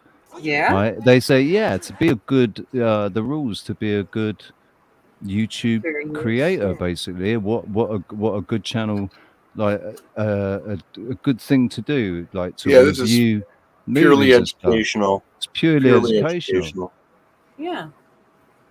Oh, so as long as we're like pictures are with it, we've got our own other pictures. The whites from the colors. Well, at least he believed in something. Oh, it's a bit of a shame he doesn't sound like Bush. That would have been much funnier if he sounded like Bush, because Bush has just got the funniest voice ever. Well, it's not ever, because Trump's actually got a really fucking brilliantly mimicable voice as well. Like so is Obama. Actually, Obama is possibly one of the most annoying people that I have ever I don't come think across there was an animated Bush. That's my Bush. I mean, there may have been an X-rated one. I don't know. Joking and having fun with my friends. I like my beer with a shot of laughter. I hope I can beat this cancer so it The show is just flat out hilarious too. And while there's plenty more to talk about on the comedic side, dude, what we're doing here, right? What we're doing here, obviously, is we're reviewing a review. Yeah. So, first off, this chap's actually doing a splendid job. I love the way that he's come in with an excerpt from the show itself, and he's paused it. Well, actually, no, I paused it here, but he's overdubbed himself, and he's managed to he's lowered the audio from the original video. It's fantastic the way he's done that. Don't you think? I think. I want to spend the rest of the section talking about the show's sharp commentary. And I want to take a moment to dispel a myth that tainted the show's initial reception. It doesn't set out to belittle the president. The fact that Bush is naturally a bumbling man was just a coincidence. I like the guy's voice as well. It's extremely personable. And he's actually quite funny. He seems like the sort of chap that I'd probably have a drink with down the bar, you know?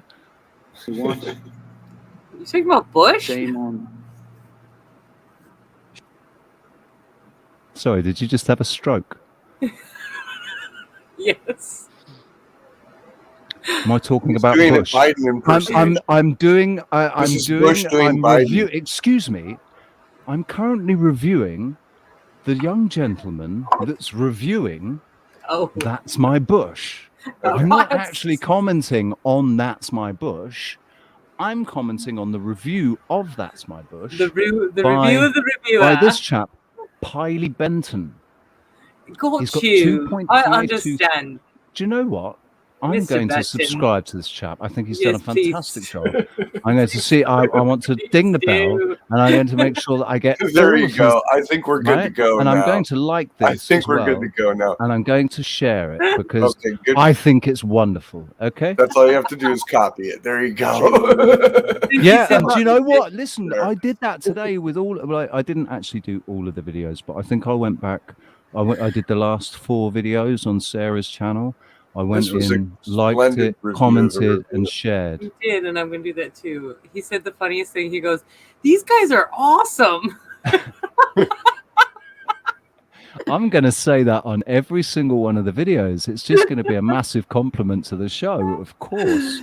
And I'm only talking. Listen, I'm only talking about you guys. I'm not saying that I'm awesome. It's funny. It's really funny. I appreciate it. I think this can be a new regular segment, the review. Right, hang on. Do you know what I want to do? It's the new review. Coming right at you.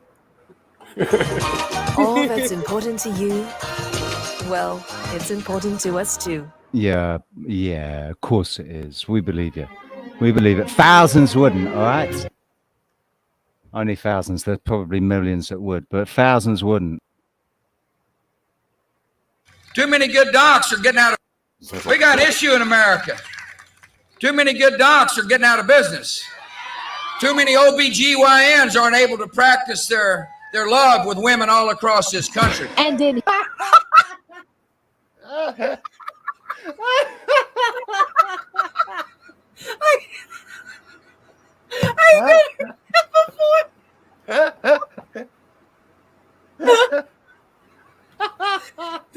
They can't spread their seed. They need to be able to spread that seed.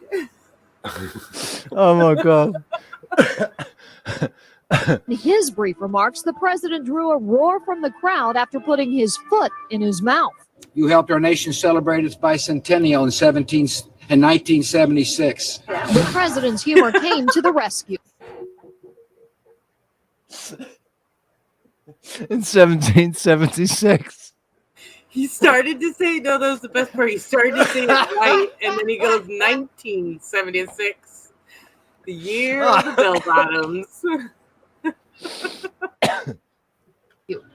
She gave me a look that only a mother could give a child. Thank you,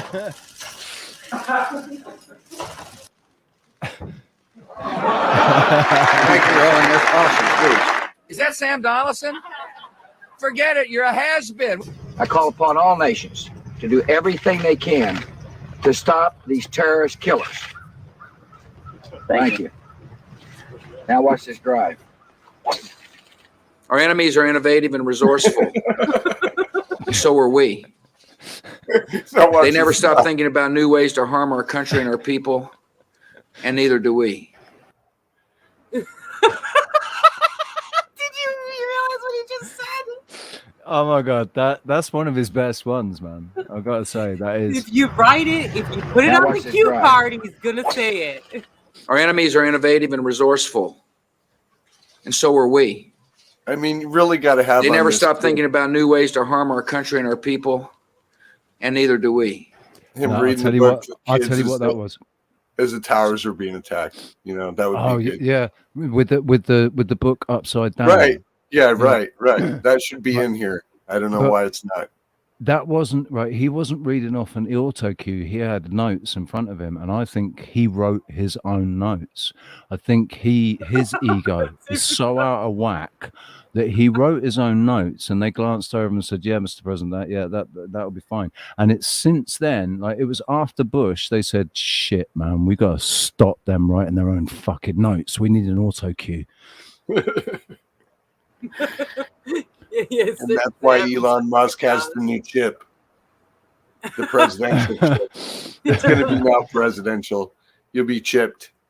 Let's see if the what was that one that you said? The kid. I mean, we shouldn't really laugh at that.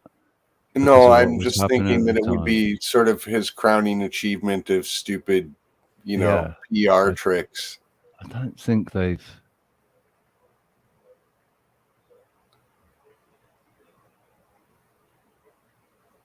What are you looking for? A specific date? No, well, it's 9/11, isn't it? Yeah. Yeah. But you know why? Because they don't see that as being. No, they don't want to. No, and I think that it might be out of respect. It might be out of respect as well. Well, they really just say, "Oh, he just he didn't know what to say. It wasn't really a I don't know, maybe. Well, so it's like it was like 15 minutes or something. He was sat there, wasn't it? Yeah, just kind of. I think he was shocked. I think he was sat there thinking, "What the fucking hell am I going to do now?" That's if you don't think he knew already. Oh, I think he knew already, but I think he didn't think it was going to be pulled off. I think he was thinking to himself, you guys remember that's where he was supposed to be when it happened. Yeah, you guys remember what the teacher made the kids say? Yes, yeah. That was like they were doing an incantation. And there were the other thing was symbols. very ceremonial. Like, that was There was other very symbols ceremonial in the video. And I wonder what the location of that school was. You know, where? I mean, can you imagine? Can you imagine a screenwriter writing a script for that scene if it hadn't happened, just pretending it happened, and having the president of the United States doing that in the movie? Would that make a scrap of sense whatsoever, unless you were trying to make the premise that he was in on it? See, and that's or that he is dumb as fuck. No. That's all I get from Bush is that he's dumb as fuck. There are dogs. Basically, most dogs have infinitely more intelligence than that man. It's not Zoolander. He is, dude. He is basically Zoolander. That's such a brilliant. That's brilliant. Fucking Zoolander. That's the only role that I actually like Ben Stiller in. Oh my god! I quote that. It's a cool story, Hansel. Jitterbug. Love that movie. Jitterbug. Oh my god! I've lost my mojo. I've lost my mojo. Is that Austin Powers? Yeah, that's you're in Austin Powers. Oh shit! You're out of Zoolander. No, Zoolander, but no, he loses. He loses his thing, and he's got his look, hasn't he? He's got his catalog. Yeah. Pose. I can't even try to mimic it because I look so unbelievably ridiculous doing it. It's hilarious. I'm not gonna. I'm not gonna. If you pay me, I'll do it. If people. Anybody that sends me money, I'll send you a picture of me doing a Zoolander look. That's the only way you're going to get it out of me. I'm sure nobody really wants to see it. You could do cameos. Like, you could do people could pay extra for that, and you do like a live Zoolander look. Right? Or an occasion, like a wedding Zoolander look, or do you just only have one? I don't have a. I mean, I have a catalog look, but I guess I don't think I look like Zoolander. Magnum Steel. I think I look like a twat,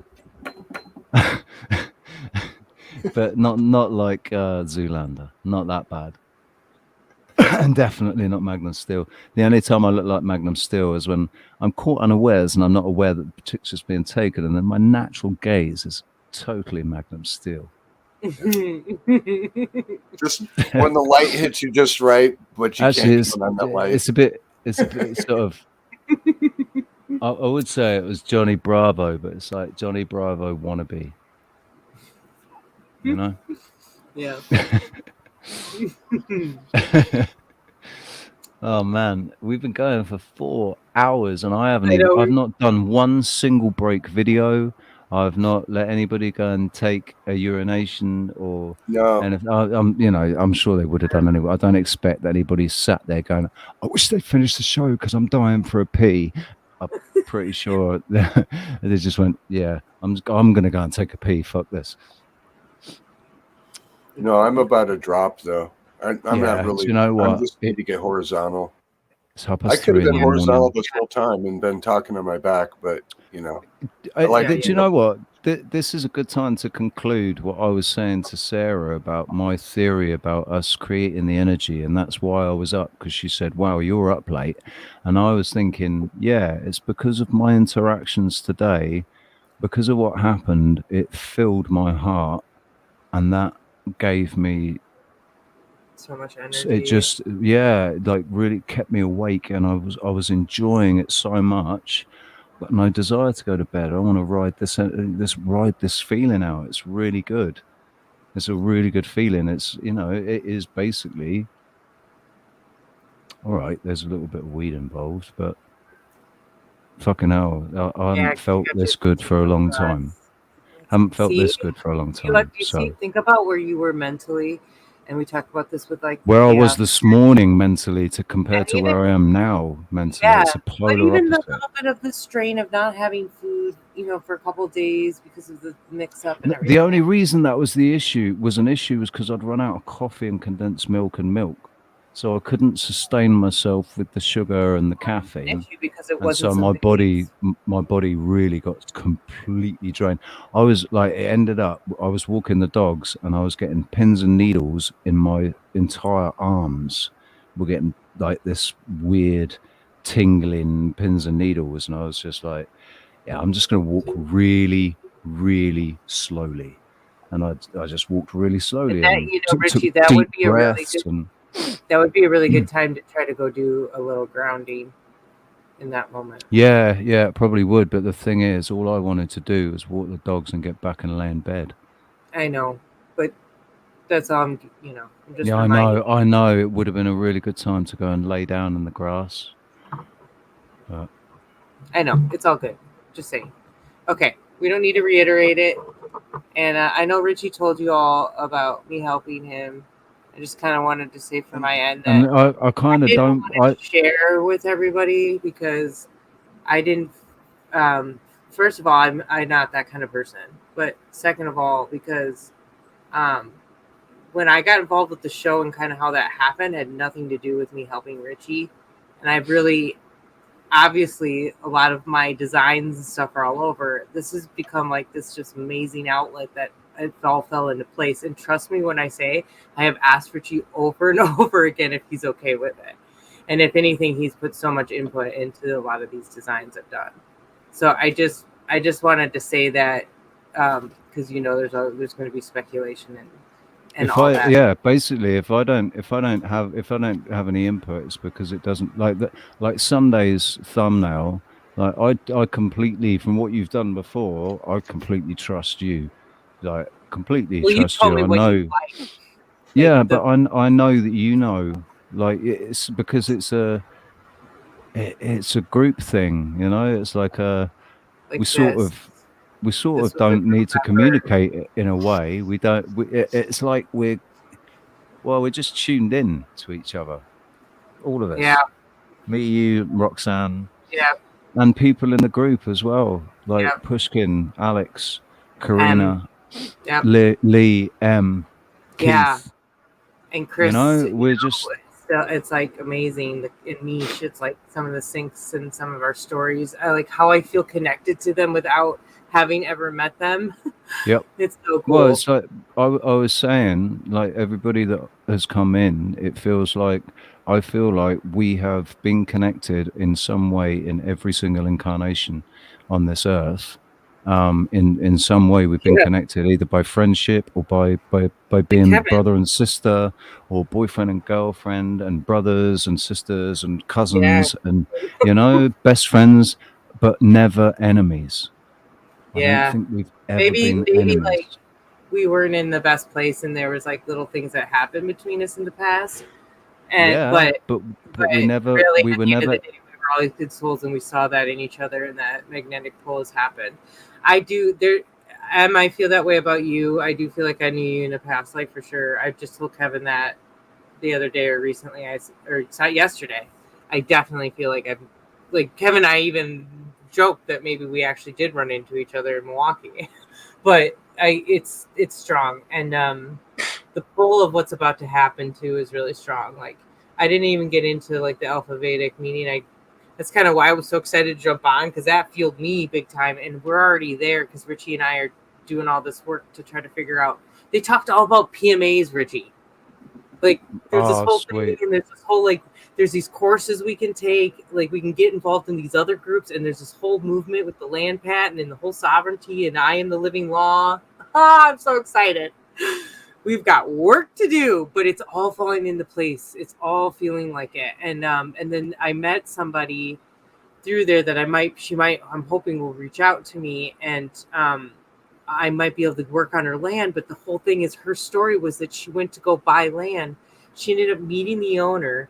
The interest rate at the time was like that she was given was like 6%.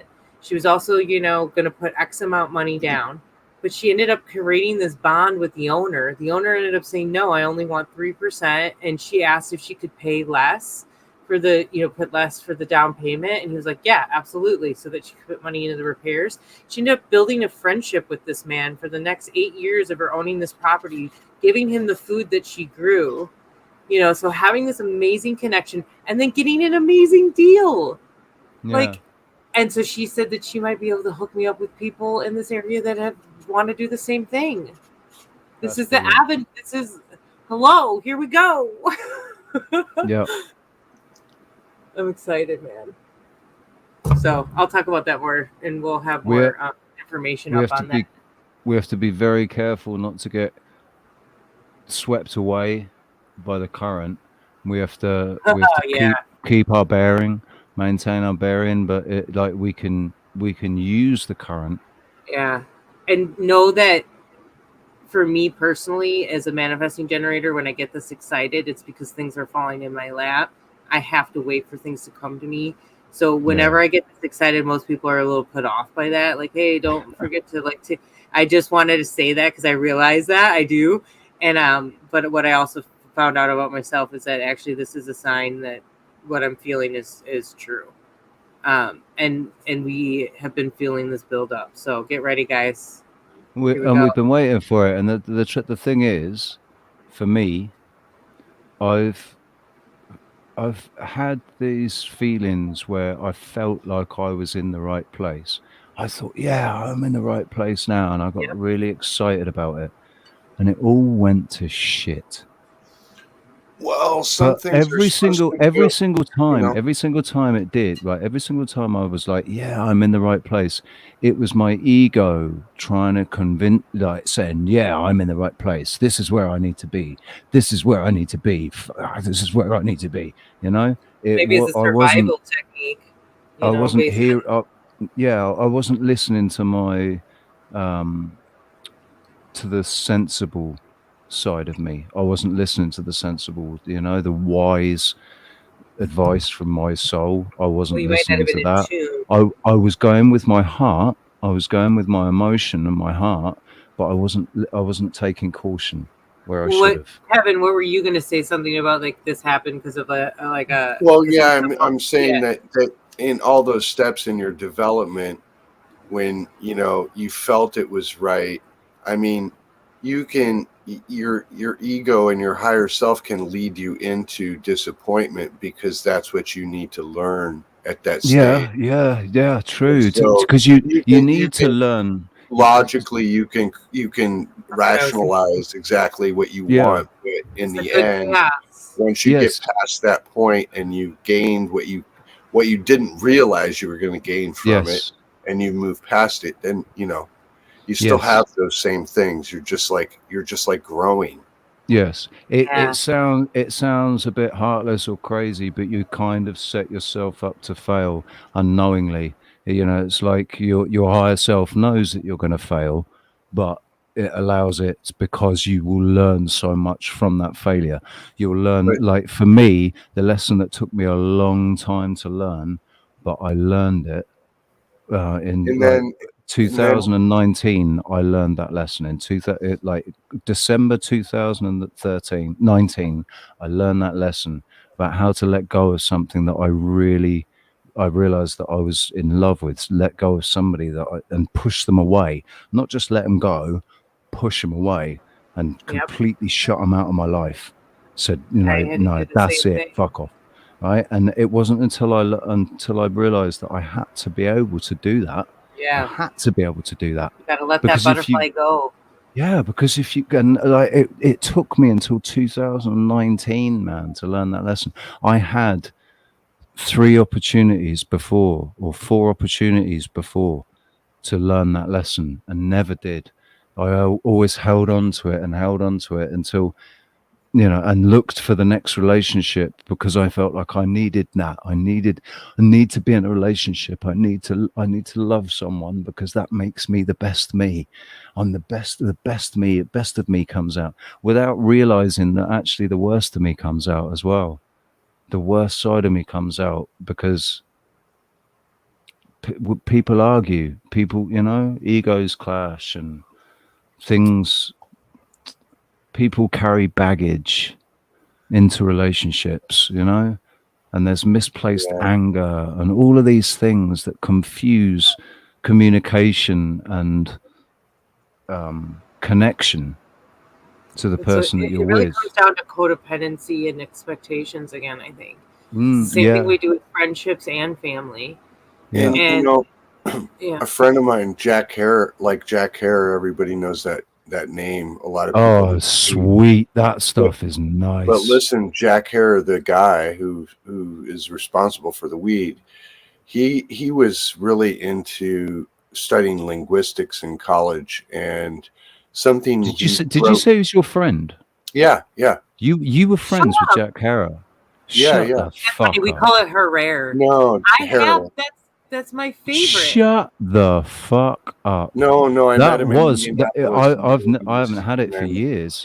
I haven't had Jack Hare for years, man, but that was my favorite as well. This is why Kevin is the shit. Oh, I'm not. I'm just where are you right, Kev, where are you located now? Right now I'm in Michigan. I mean, would you consider relocating to Oregon? Well, and you helping know, us build the treehouse, man. Yeah, like I said, the coast is not the most for the longest, but it is a place. I'm not sure about that, actually, Kevin. I've thought about it over and over again, and I'm actually going to tell you, you need to consider the new Madrid fault line. I'm actually at the we were looking at that, weren't we? We were looking at that. Southern Oregon and California is in danger. Hey, bring it up again. Yeah. We can talk about it another time. It's a big topic, but like ultimately, you wanna go, don't you? Hey, Sorry, but man. we can talk about. I'm fine. I'm fine. I'm fine with water, you know, engulfing me in the last moments. No, see, I don't think that it's gonna happen. But like maybe that, that's not it. Maybe I don't that think it's gonna happen. Listen. I think it's just cyclical. I think that ultimately that the Earth goes through these cycles, and it doesn't have to happen. But the thing is that what we're used to for an environment isn't the same for a long time. So it means less pockets of survival, and that's just something to basically be conscious of and not be afraid of, because it's going to happen. You know, the more you become aware of it, the more you see that the earth changes that are happening are not how they're describing why. Can I bring up? Yeah. Right. In relation to this, I'm going to bring up Jared Kushner and the latest headline news that have been picked out by people like Jacob Israel about him talking about he's taking care of his body because, you know, we're either going to be the last generation on this earth or we're going to become immortal, right? And the thing is, funnily enough, that's kind of in line with what I'm thinking, and it's kind of in line with what Jason Brashears kind of was talking about, where we are essentially, I mean, we are immortal, our souls are immortal, but what I think is going to happen is our consciousness is going to be back inside an avatar that has its full capabilities, its full potential, is able to, you know, use the creative energies in this realm to their maximum, and then create heaven on earth. Yeah, I had this vision of that happening, you know. And like I'm saying, it doesn't really matter. Dude. It doesn't really matter where you're at. I think that's us. No, I think everybody, wherever they're at, they're going to be in the right place when it happens. We're not there yet. We've got quite a few years to go, man. I kind of feel like we are going to be it's not like we're going to be away from each other. I feel like that this wave of change that's coming is coming for each and every, and so that there is a complete transformation of the whole body, but there's a transition period where it's hard to tell. Like people, it takes I don't know how long it takes, but it's wow. I wish I could animate this vision I had, because it was like amazing. It kind of looks like some of the fractal stuff that I play. Do you know how I know that it's real? Do you know how I know that it's real? Because I have absolutely no problem at all visualizing it. Mm-hmm. It's weird. It's almost like I'm there. If I if I just really sink into it, and yeah, okay, it might just be me deluding myself and fantasy. All right, whatever. But I personally believe that, if you really believe in your heart what you're visualizing, then it's going to become real. And that is the law of manifestation. So I think that we are the generation that is going to do this. We are going to create this change, and it's going to be a change in perception that's going to allow us to take control. And in order to be able to take control, you have to take responsibility. So it will be everybody finally taking responsibility, and and the wheat will be sifted from the chaff. That's what all this is now. That's what's happening right now. The chaff is pretty clear, the ones that aren't for the future, they're not really the ones that aren't there yet, and they haven't done the work, and they haven't done the NPCs. It might just be that there's because the NPCs really, they're not real. They're not real people. That's all part of the simulacrum, or that's all part of AIX, or whatever. Well, they're just NPCs. They're soulless. They don't have souls. They're purely egos. They're just avatars with egos. But no one, the creator didn't sanction a soul going in there. They were created by someone else or something else, by the ego, basically, on its own. Well, with the help from, I don't know, maybe the actually, do you know what it could be? Absolutely, it could be that the ego was able to, like, really, really big egos were able to still exist within this realm and influence like-minded egos, and and tell them secrets or whatever, and give them guidance to things to enable them to be able to basically take control. But they only exist in this realm, and it's the only place they can exist. That's why they're so desperate to break out of the realm. This is that idea that we're in the duality only exists here.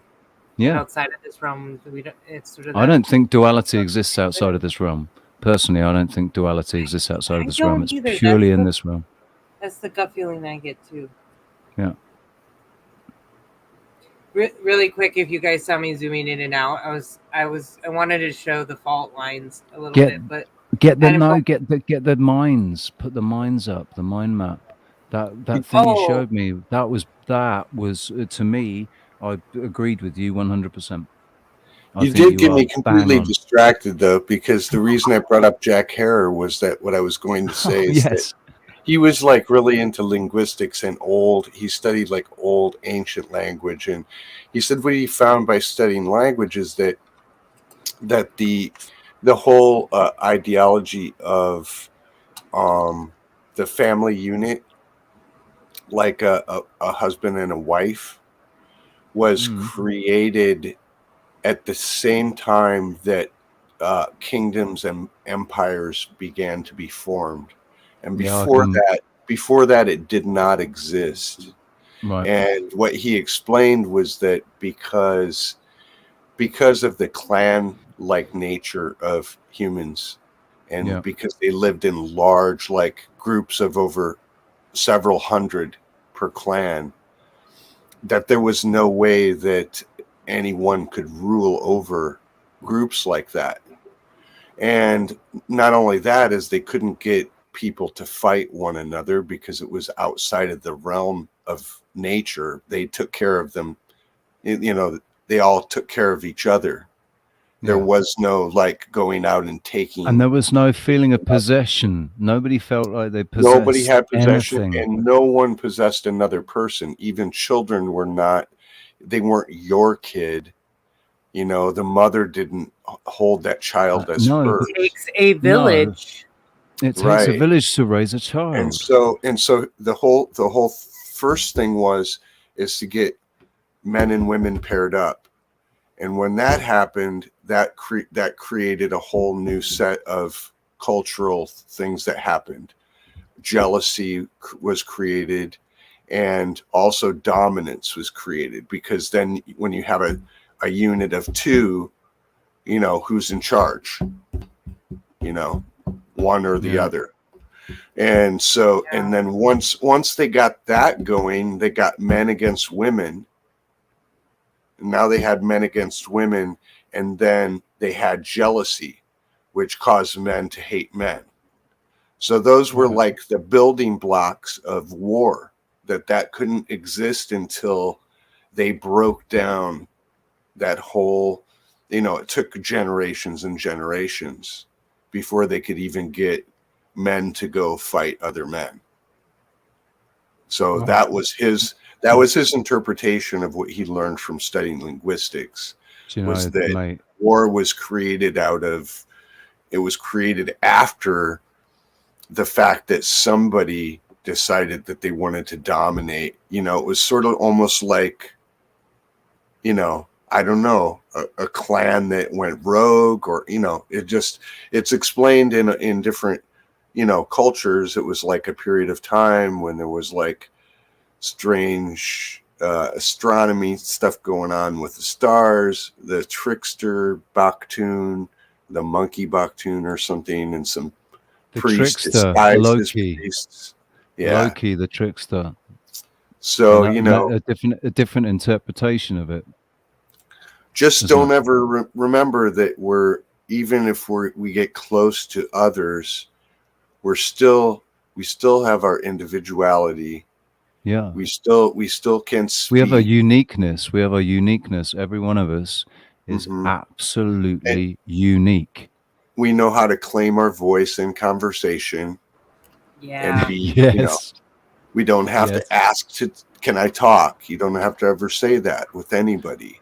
No. You know, that's a frustration. That's like a thing that it's some of that it's some of the ammo that they give us so that we can't get along with each other.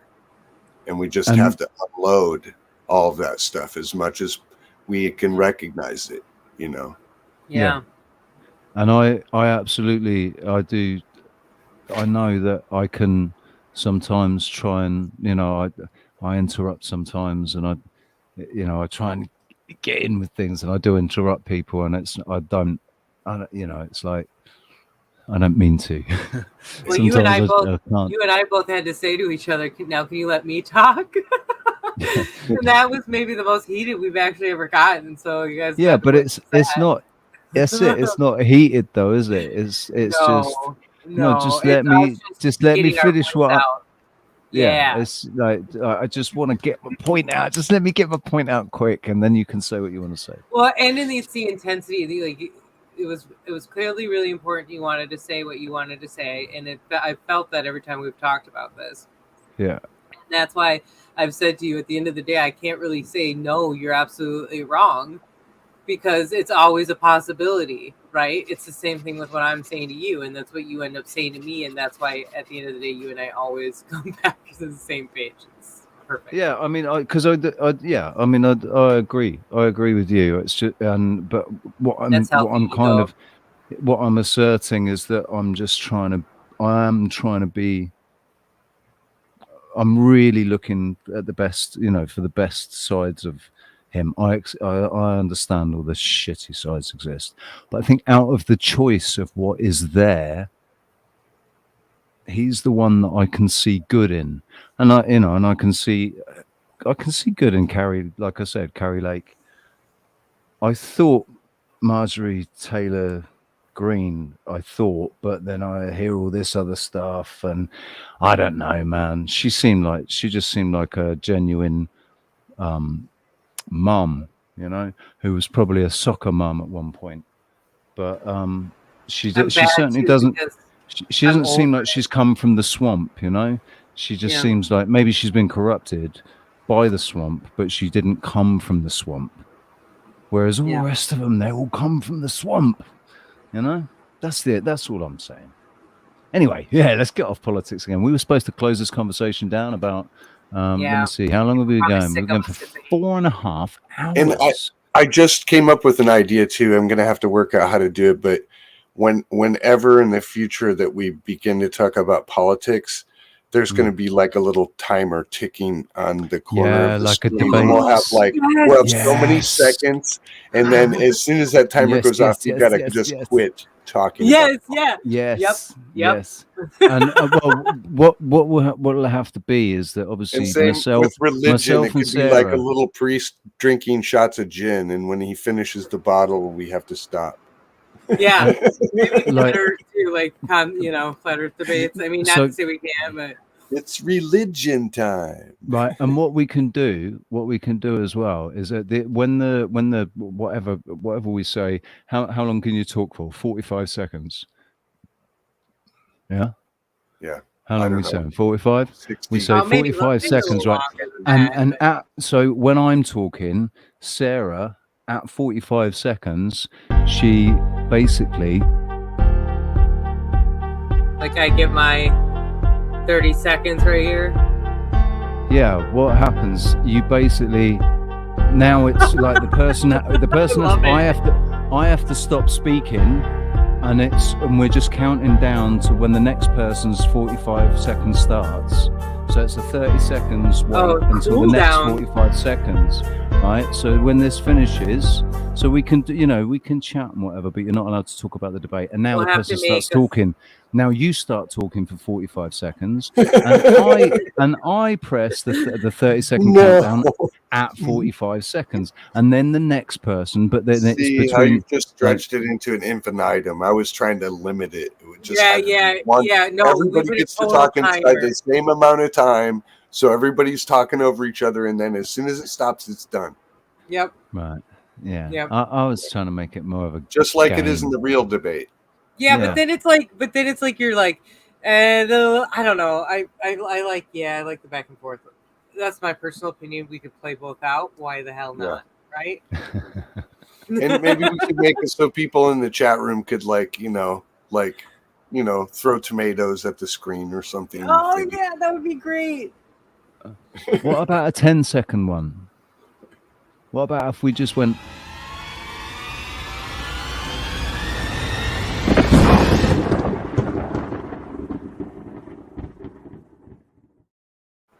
Start talking. Are you just obsessed with playing intros? They're not intros. No, these are the little. These are the little. The interludes. Yeah, they're intermission. Have you guys watched Quite Frankly? Intermissions are a bit longer, aren't they? Okay, guys. I'm going. Yeah, we gotta go. All right, listen, chat room. you guys go. You can go. I'll close this down. You don't have to stay. Okay, you have a good time, Richie. Love you. Guys. I love you too. Love you guys in the chat room. Love you, and all you guys that already left. I know you can hear me right now because you didn't tune out, really. You're still listening psychically. Good night. Yep. You're going to come back and listen to the rest of it. Good night. Good night. Good night, man. Good night. Okay. Speak to you See tomorrow. You guys later. Sleep well, man. All right. Take bye. it easy. All right. So, oh man, look at that. 4 hours, 4.5 hours, man. 4.5 hours. I have to go back and listen to this. I'm just kidding. You can go back and listen to the beginning. No, I'll tell you what. We've got some. I'll pull up that map, by the way. 4 hours and 10 minutes. 4 hours and 10 minutes. I'm going to go and grab a little 5-minute section from 4 hours and 10 minutes. I just made a mental note of it. And thank you, Tyler. Listen, mate. Did you see? I was going to share it actually. Mr. Jason Brashears has uploaded this, kicking it with Echo something or other, and he's just uploaded that. So you might want to go and watch that. I don't know. Here, I'll put the link in the chat. In the spirit of supporting a fellow creator whose work I respect, even though he's got 40-something thousand subscribers more than me. Doesn't need the help. The other thing I want to share is we do need to get Jason on, man. I'll tell you what, Tyler, if you can help us get Jason on. I said that last time, but if you can, that'd be awesome. Oh yeah. I just saw that this popped up too, just to harmlessly plug Alpha Vedic at the same time. Oh yes. He was talking about this during the meeting too, but this is something that I'm gonna get. He's got a better clip where he explains this. But this quartal is actually his new theory of what crypto is now, but in the exact way that we want to see it. Where you see how he's saying true decentralization. So like the way he describes it and how it works with like actual, it's not to be a social credit system. It's also to be able to be like disconnected. Do you think it's wrong that I have absolutely no interest in this side of things? Do you think that's wrong?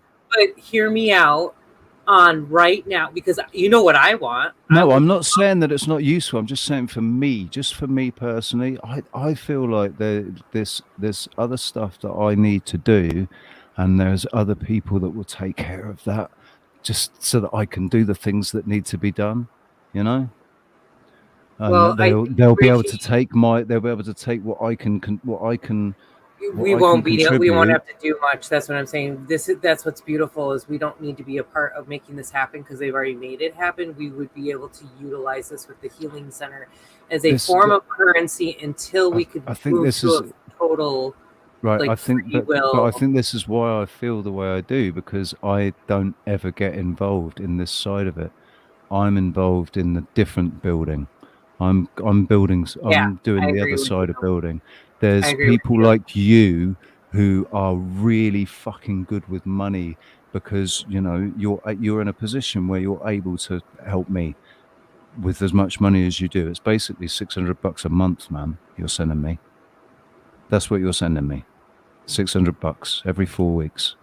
So because you're in a position to be able to do that, you're obviously extremely fucking good with money.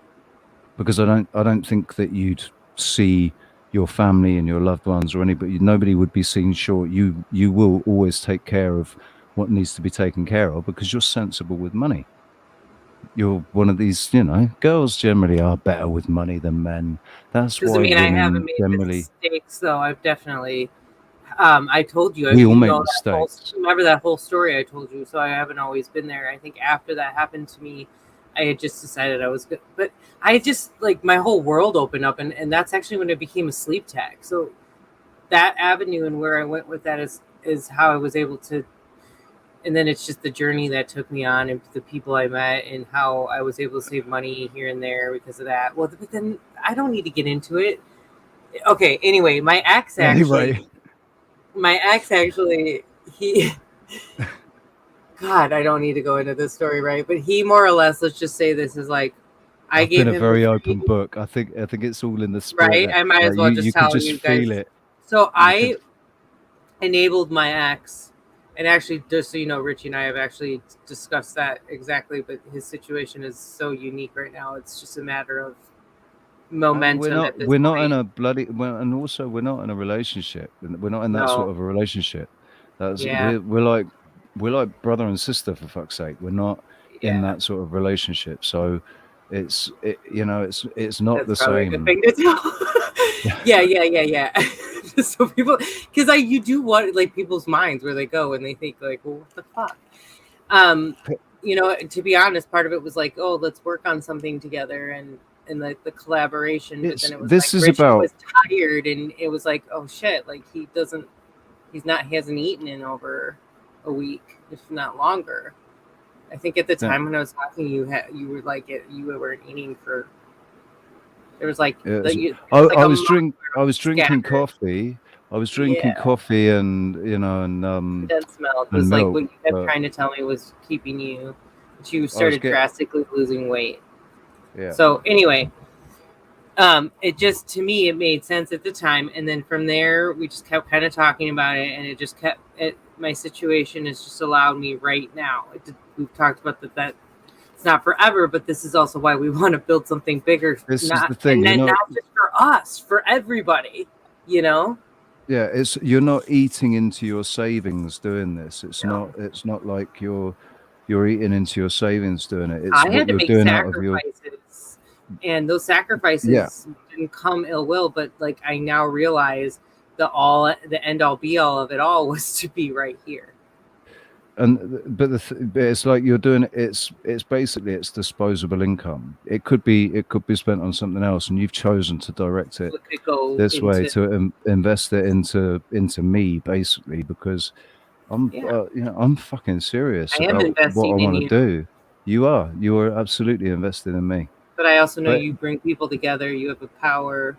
It would be nice. It would be really nice if somebody else could help. On our realm. Yeah, well, and that's all going to happen. That's all going to fall into place. And I just want everybody to know I don't want this to all fall on Sarah's shoulders, for fuck's sake, man.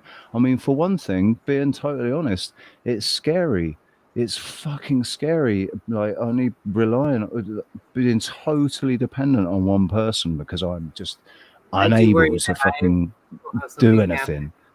It's it's a lot on Sarah's shoulders, man. And the thing is, if anything were to happen, like I'll be okay, man. I know I'll be okay, but nothing's going to happen because we're off that timeline. We're on a new timeline now. I know it. I can feel it. I can feel that we're on a new timeline. It's like I'm being told right now, "Oi, don't forget, son, you're on a new timeline." That's remember. Get your head out of that. I was brought here for this moment. It just feels like because of the fact that it's the whole fact that wasn't even the reason I didn't even contact you to start collaborating with you. I didn't contact you to join the treehouse, even though I did secretly want to. I was like trying to figure it out, but then obviously after talking to you, it was like, okay, listen, Sarah. I don't think for one second that your financial involvement has been to enable you to become part of the treehouse. I don't. No, that's what I'm getting at. Because you never suggested it. It was me. I spoke to me and Roxanne talked, and I was like, "Dude, this is our sister. She has to be part of the show." And Roxanne absolutely agreed. And that you're gonna start making me cry. Yeah, but that's how it is, and that's what happened. So anybody that wants to say otherwise or think otherwise, stand corrected, because no, it wasn't. That wasn't Sarah's. It wasn't even. I mean, maybe it was a little secret desire, and maybe she telepathically brainwashed us into doing it. But shit, maybe I did. But the thing is, Sarah is a manifester, but she can only manifest when things come to her. So it was weird because I told Richie before I talked to him, I did think about starting my own show, but what I realized was that because I had a voice, and I used to have my own support group with sleep medicine, and so I think that our paths were always intertwined. You are a 1-1, Mister, and I am a 3-3. Exactly. Yeah, we were. We are master builders. We are master builders, my darling. We are master builders. Not masturbators, probably, but we are master builders. Listen, I haven't masturbated for a long time. We have to find our 2-2 out there right now. Wait a second. Maybe 2-2 is the missing part to the build. Maybe Callum's a 2-2. Maybe Kevin's a 2-2. Yeah. Have we asked them? I don't think we have. Do I have? I was about to say it would be. And do you know what? Do you know what would be so poetic? Would be that, like, let's say Callum is a 2-2 and Kevin is a 4-4.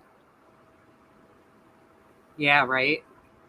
Wait, there can't Because be a 4-4. Because a 4-4 breaks down to 2. Because it's only 1. No. Well, does it only go up to 3-3? Yeah. Are you sure? Yeah. Are you absolutely? Kevin's Excuse? Are you absolutely positive there? Are you certain? Would you stake? Nope. Would you stake your reputation? Would you stake your reputation? No, I need to consult. I need to consult with my numerologist. Yes, I believe you should. His name is Chris. I do believe he knows. He's probably listening, so I will consult with him and I will let you know. Dude, he's a 9.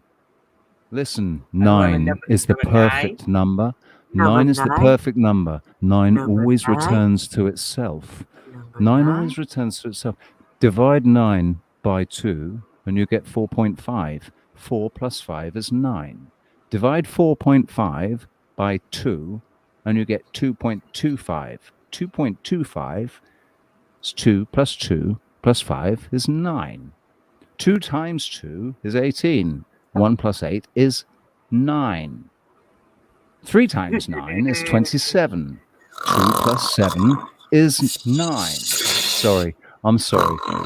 I'm back now. Fuck you, innit? Hey, come on, man. That was funny. That was incredibly interesting. There's people out there. There's people that are sat there listening right now, even if it's on a replay or a playback, and they're going, "Shit, man, this guy is right. I've never even fucking thought about it before." Because do you know what? That's exactly what I thought when the first time that I saw that and I heard it, and I was like, I sat there and I went, "Fuck me, man. No way. I've never even thought about it like that. Like 4 times 9 is like shit. 18 is 36. 3 plus 6 is 9, man. No fucking way. 5 times 9, yeah? Go on, do it. In your head, yeah? 5 times 9, man. What is that? That's like 54. 54, man. Like 5 plus 4 is 9. That's what my head did, like, back then when I learned it. And I'm just sharing it with you now. Listen, I'm still buzzing off this evening. I'm buzzing off this entire chat massively. I'm buzzing. I feel like I've done drugs, man. It's quite amazing. The last time I felt like this, right, was in November last year when I spoke to my higher self. What did they put in that rice? It's what? Shit, yeah. Oh my God. Dude, what the fuck did they put in that rice, It's the trippy hour. No, maybe it wasn't paprika on the chicken, man. Shit.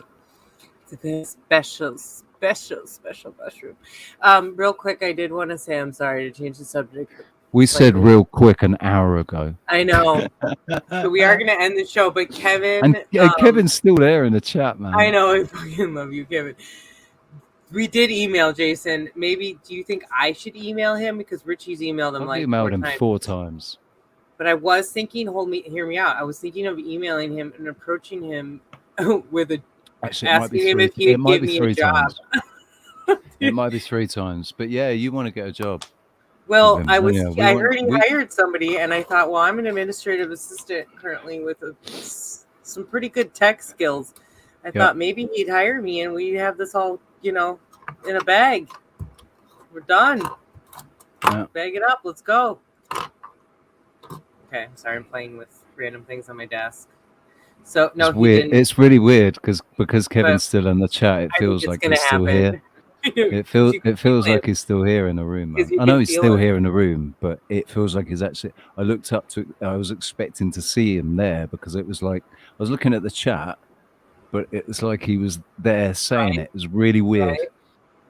Oh my God. Yeah. Okay, because here's the other thing. I can still sense the energy because like when we sit and talk, and I feel we're definitely in the same room. It feels like I'm right there with you. Right now, yeah, definitely. Right, that's why I've been, this, but 444. You gotta go. No, just 444. Do 4 4. That we've been going live. Ended at 4 4 4 4 4 in 22 seconds. No, because I don't want to just end it like I that. I know, want to end it on I a video. Okay, I get that. I know we could try to time it better that way, but Yeah, we're not going to make it our end all be all. This is organic, man. But we are going, so I could just do it, like start the video. Life in the. What do you think you've learned? I love absolutely nothing. Well, I've tried to learn, but I'll calculate not a lot really. I've learned that you must treat people properly, and that you must proceed in a certain way, and you must try and have a vibe of how to sort of enjoy situations. So I've learned just to. That's weird. You know. I feel that. Don't get miserable, or fight the misery with some intelligence. This is like the most difficult area of the whole malarkey, really. It's hard to turn something around when it's going, and it's not something that you can learn by well, as far as I know, I can see, it's something that comes to you with a bit of luck and a bit of instinct, yeah? But therefore, it's not something you can ever bank on. I'm not smart enough to figure out what the hell it is or how it works at all, you know? That's why I treat it like voodoo.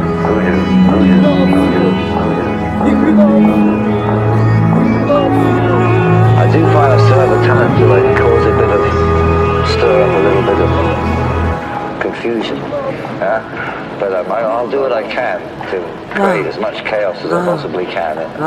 But my chaos is always well-natured, or has a positive goal at the end. When I start causing chaos in a situation, it's because the situation really needed to be changed, for example, or something is going to happen. Oh my God! Would be a good idea. That's horrible. Can you smell that? I'll say. Hopefully. I'm really sorry, man. That's just they put something in that damn rice.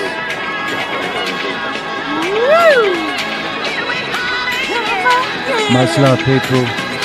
See you later. We're gonna meet up and let you enjoy this song. Love you, love. Later.